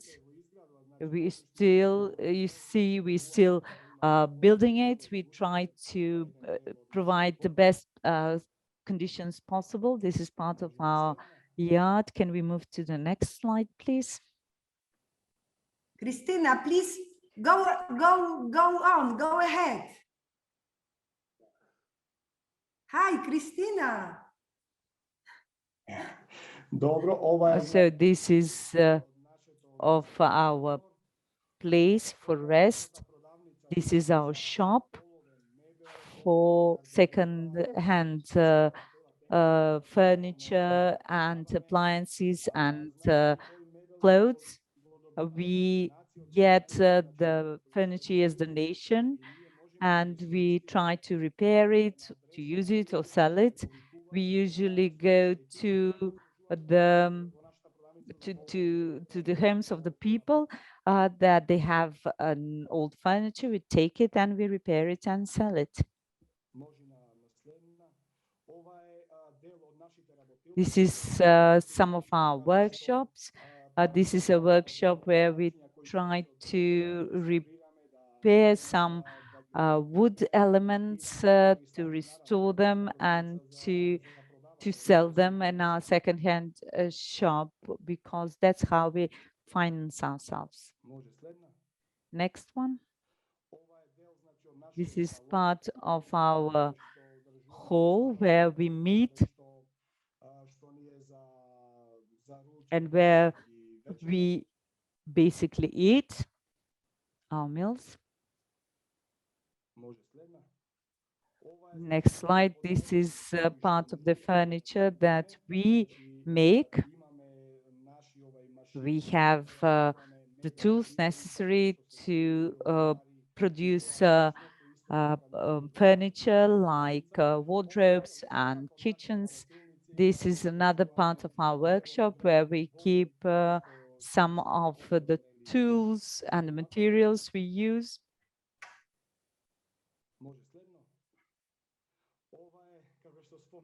As Barbara mentioned, this is my office, the previous one. the place where we repair the appliances, items that we collect and we can repair. They end up in our shop. The ones that we cannot repair, selected for the garbage. This is part of our shop where we sell second-hand wardrobe.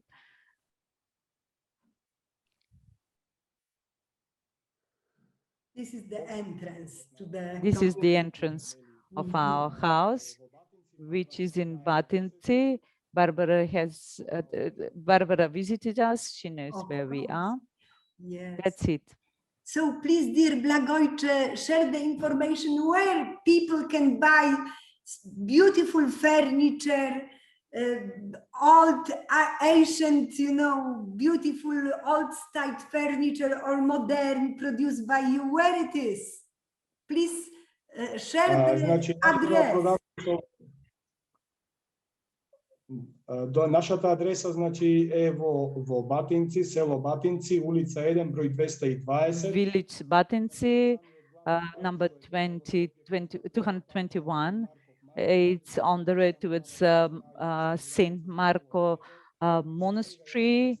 For the time being, that's the only shop. Hopefully in the future, there will be other shops around the city.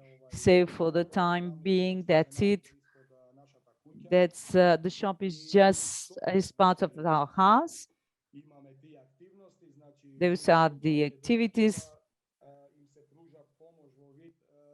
I will just explain the program for those who want to join.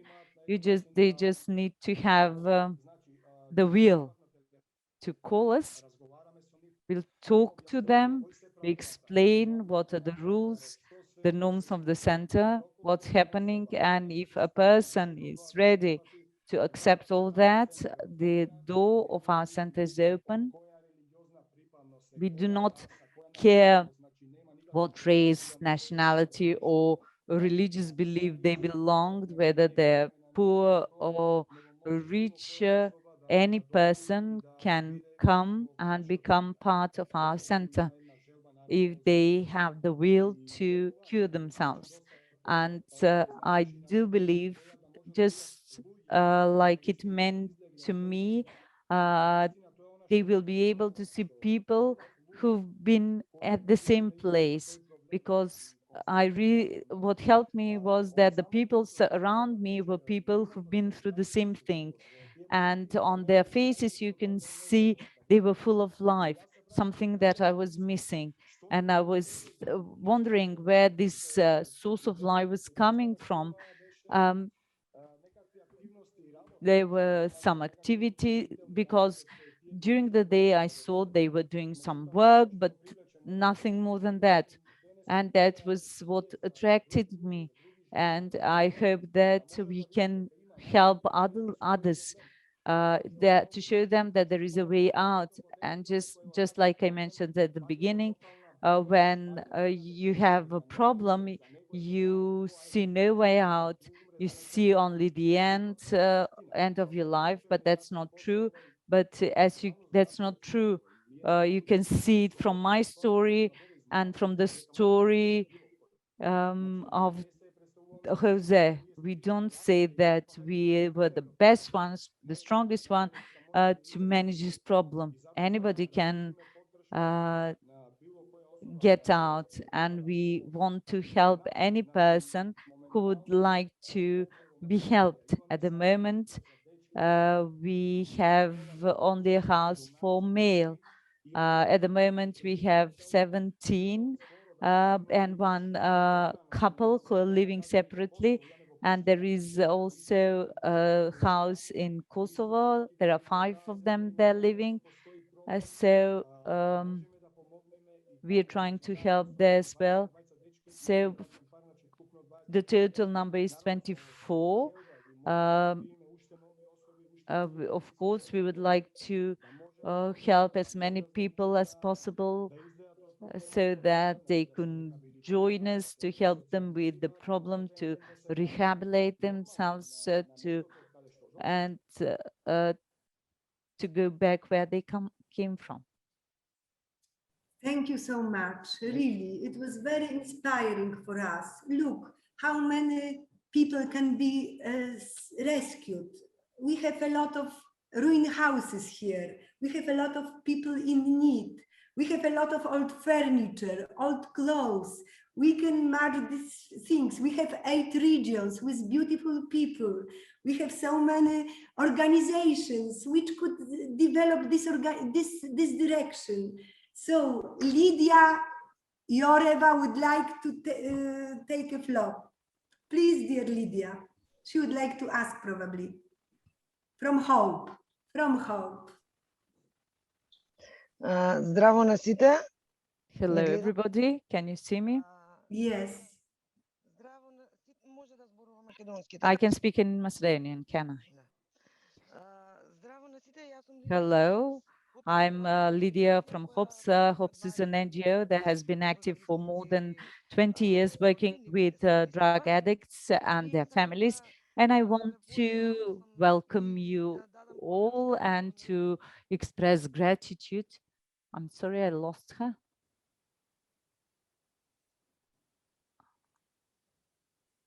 We don't hear you, Lydia.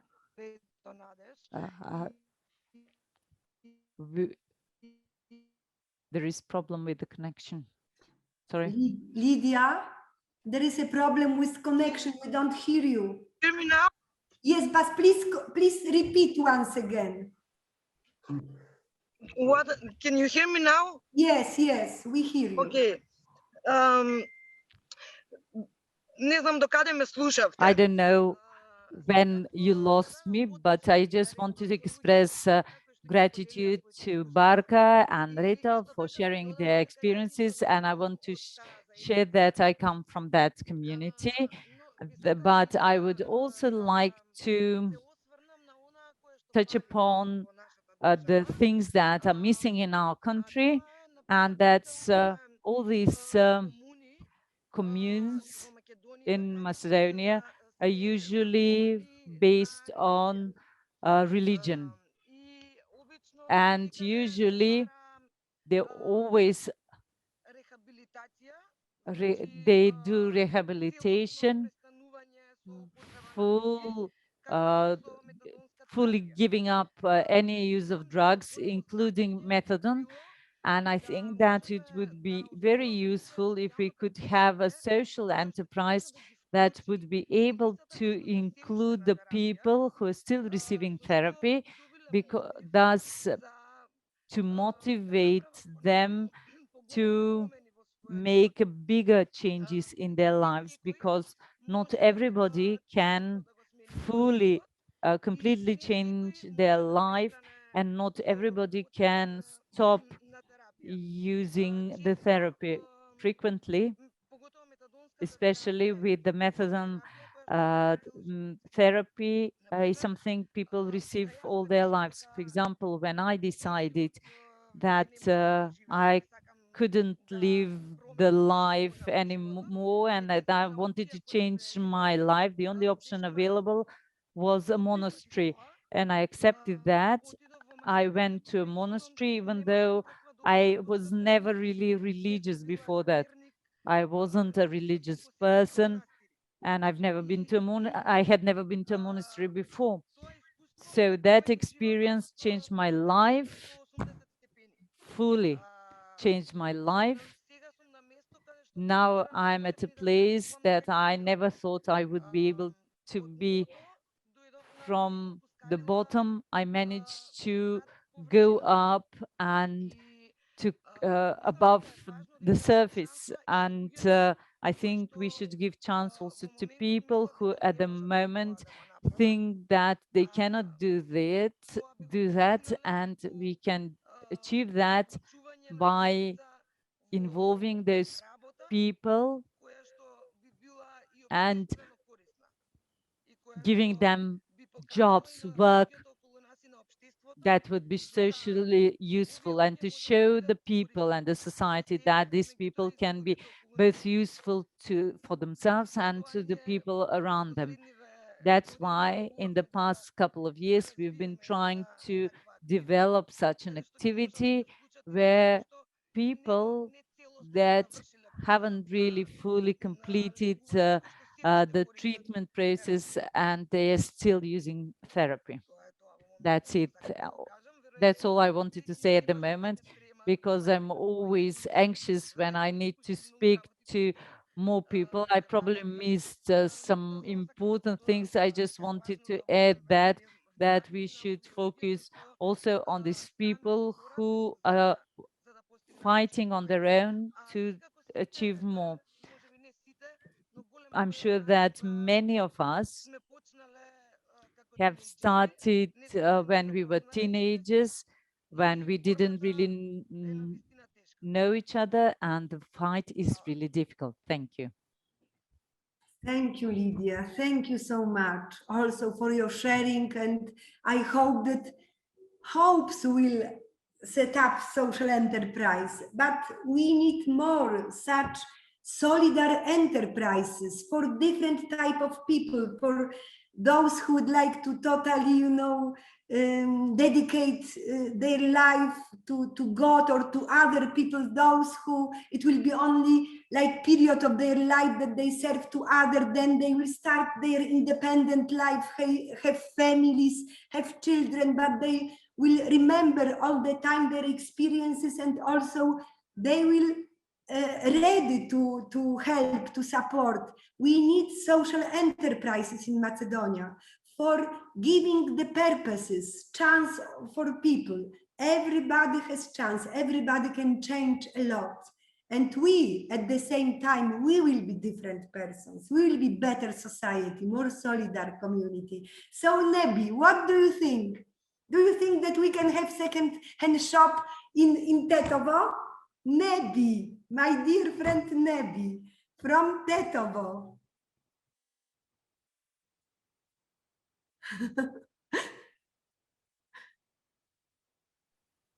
Se slušame? Da. Trajno na včerajšnjega posjeta na Barbara i Igor.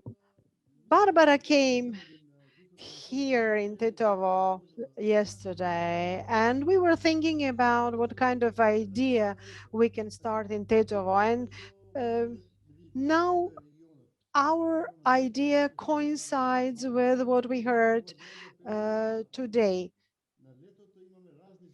During the summer period, we have so many investments.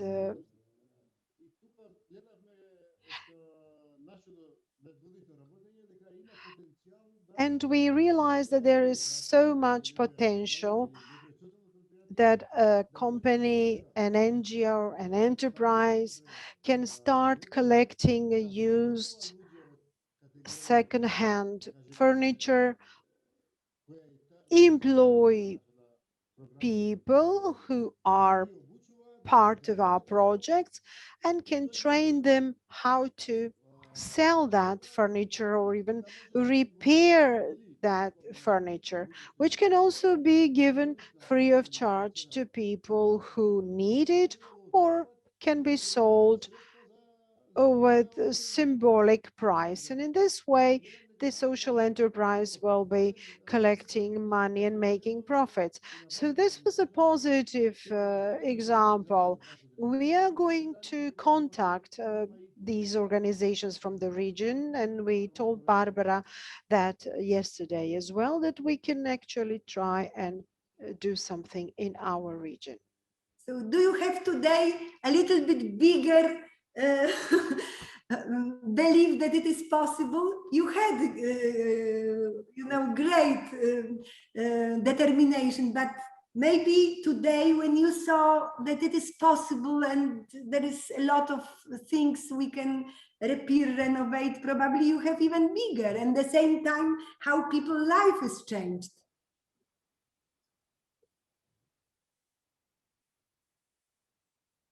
This was definitely a positive example. I said already, in our region, we do cooperate with entrepreneurship. It doesn't have to be social entrepreneurship, but any kind of enterprises. And I think we can find an NGO or any legal entity that would like to push this idea forward.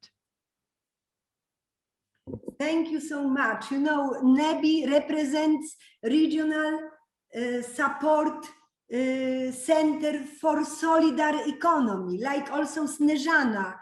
Snežana from Veles, she said such beautiful words to all of us, like this. Thank you, you all, for sharing your personal life experiences. Not everyone has the courage to share such inspiring emotional stories. You have our support anytime. We are all connected to each other.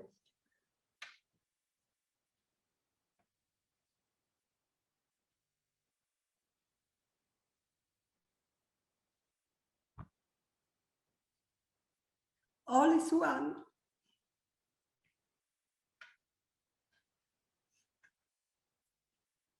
Thank you. Yes, and many beautiful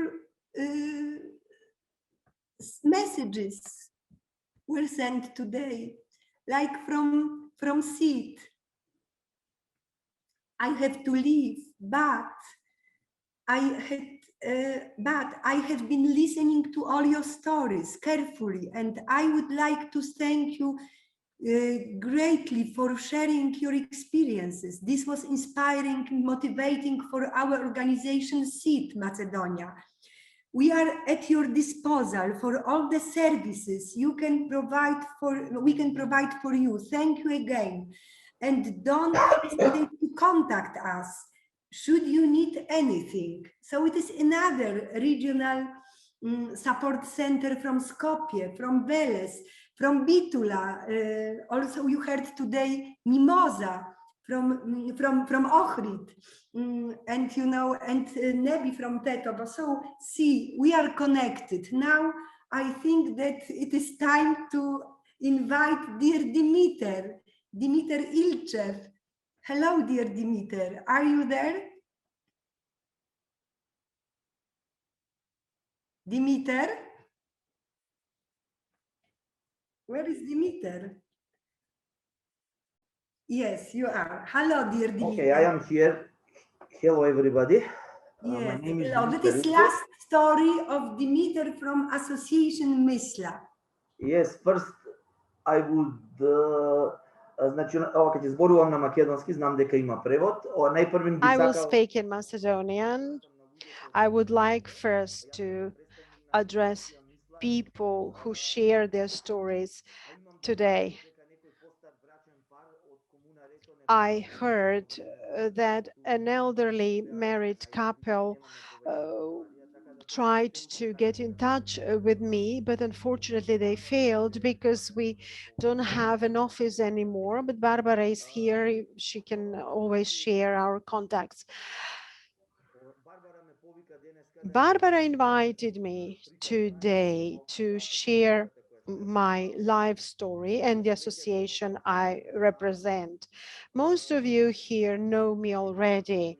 I will say a few things about myself, which I don't usually disclose, but since I was asked, kindly requested to do it, I will do it. My childhood and my youth were very hard. I remained an orphan very early. The death of my parents hit me hard, and my relatives treated me badly because they wanted to take advantage of my life. I was a victim to blackmailing, to abuse, and I was even rejected completely in the end. And when this period ended, I faced poverty. I couldn't find a job for a long time. I remember in 1 year, I applied to 1,000 vacancies and I didn't get a job anywhere. So I lived on social assistance at one time, which was about 20 euro per month at a time. I was asking for help from many places, but I was turned down everywhere. I was socially excluded. I touched the bottom, I think, in 2011 when my house caught fire. So I was homeless for a while and I lived in the streets. These were very bad times for me.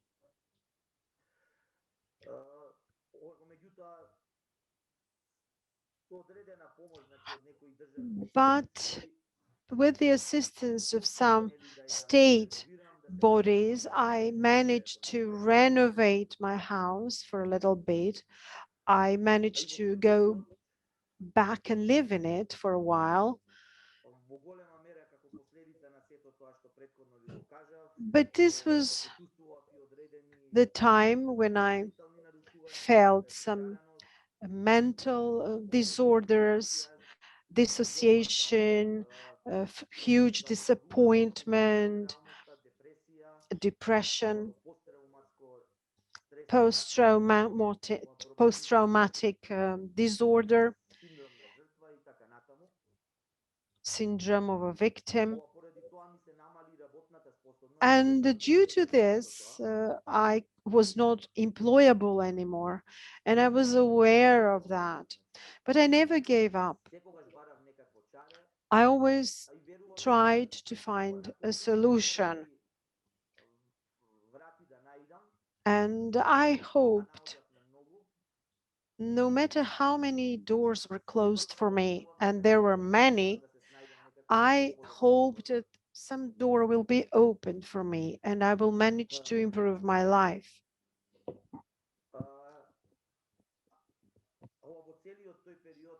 In this whole period, the only bright point was my education. I was a very good student. I even received scholarships.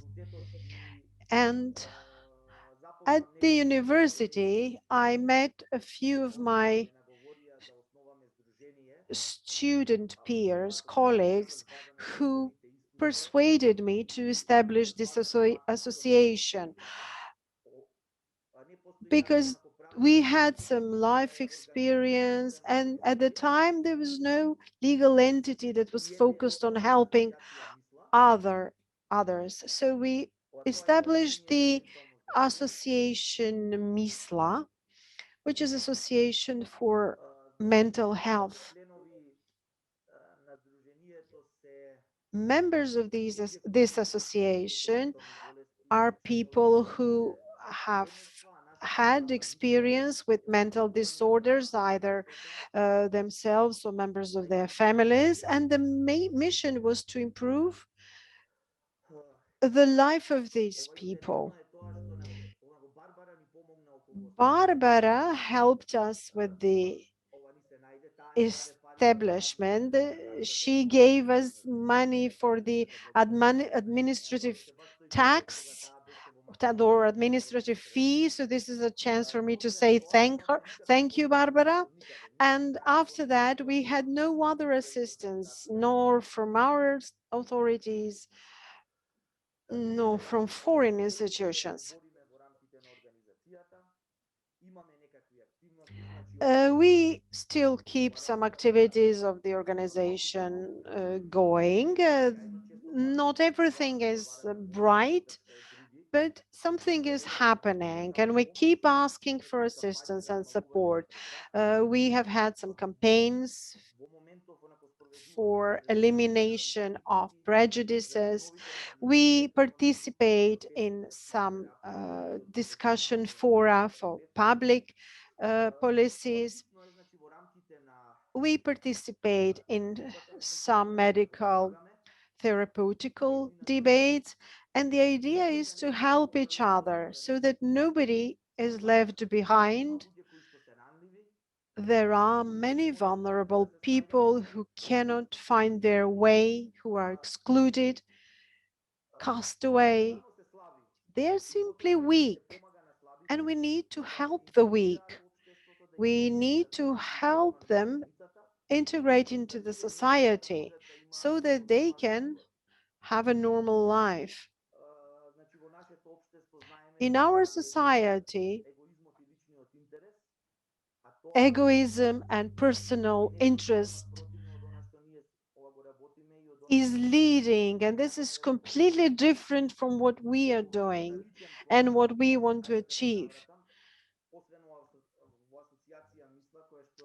In addition to Association MISLA, I'm also hired in several other organizations in social protection and care, mainly in new business or kindness in English, which give services and donations on the field. Then in the Macedonian Platform Against Poverty, which is also an organization that works on social protection, but from another point of view. It is trying to improve public policies fighting poverty. Also, I work in association called Prisma. This is a center for social research.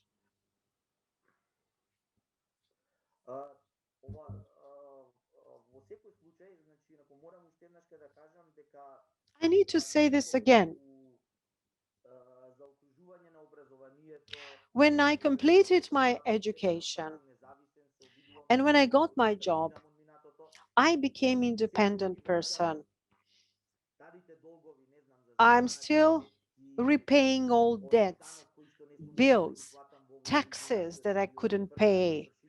I am chased by enforcers and attorneys, but still life is going in the positive way for me.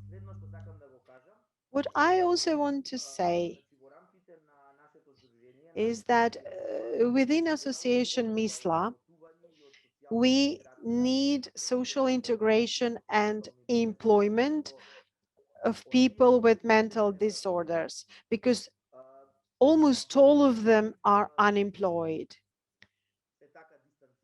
And many of them have been abandoned by their families and the community. So they need something in their life. They need a kind of engagement in their life. So we, from the association, sometimes hire them on part-time basis so that they can work on projects and campaigns. But that's all we can do. We created a program for social entrepreneurship, and we have a working plan for establishing a social enterprise, and we are looking for support so that we can fulfill this plan, and we hope on Eptisa support.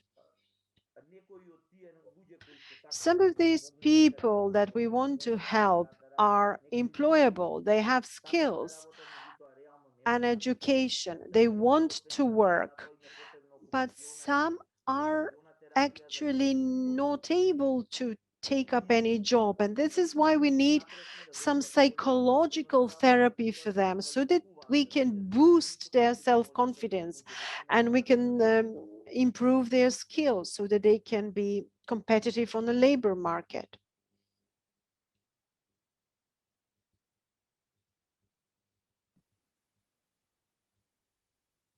Thank you, Dimitar. Thank you so much. I just wanted to add something, please. I want to say that unemployment and disease are so connected.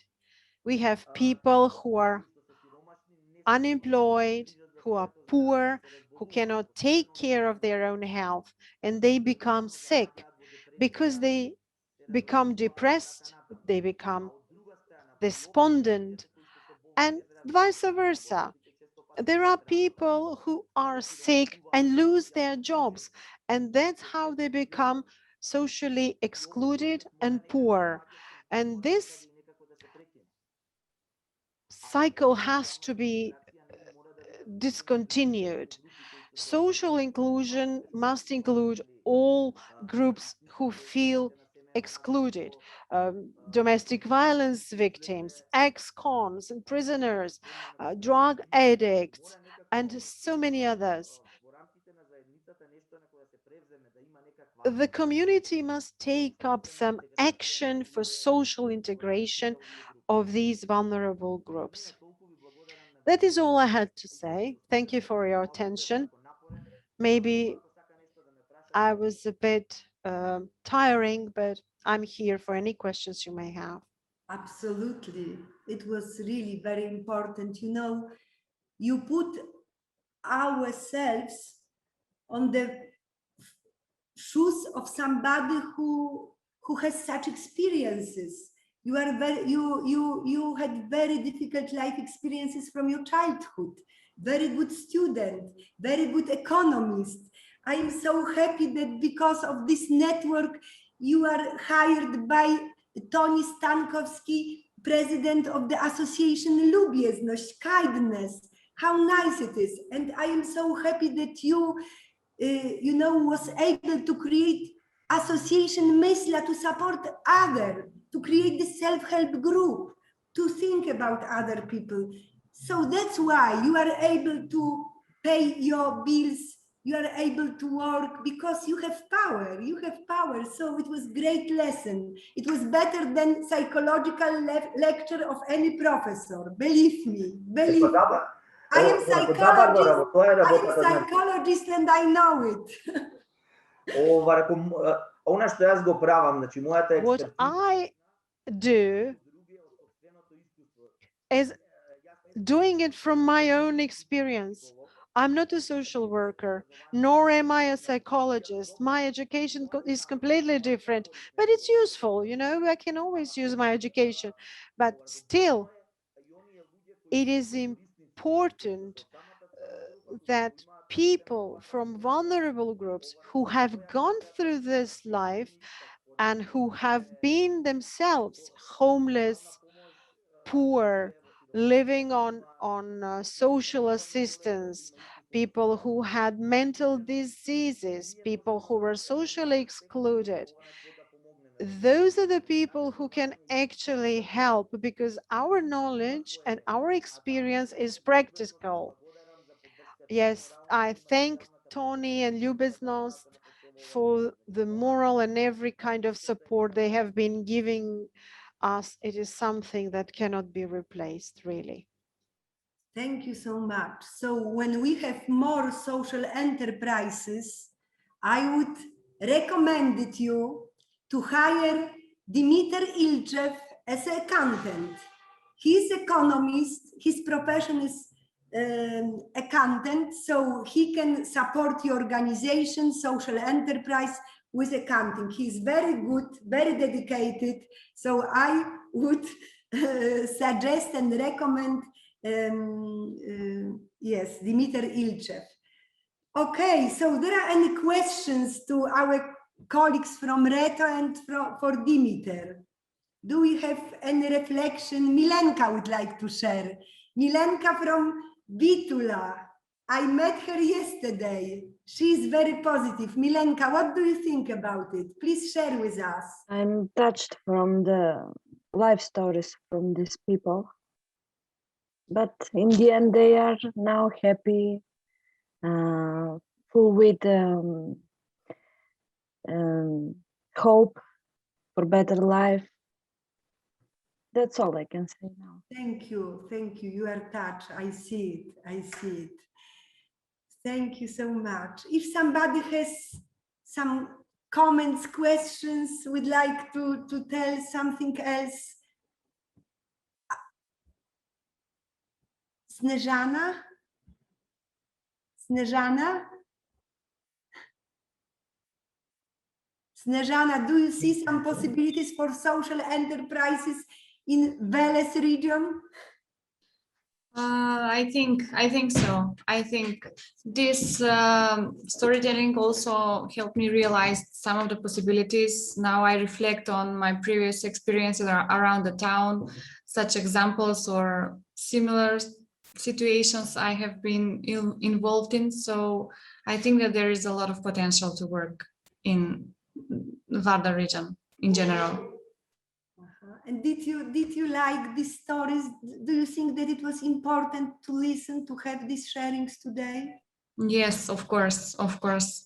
They were so emotional, they were so personal, and thank you again for sharing those things with us. Yes, I'm deeply attached and touched by those experiences to these people. Thank you for having confidence and trust for sharing these things with us. Thank you so much. Okay, dear friends, so now we built really community feeling, even it is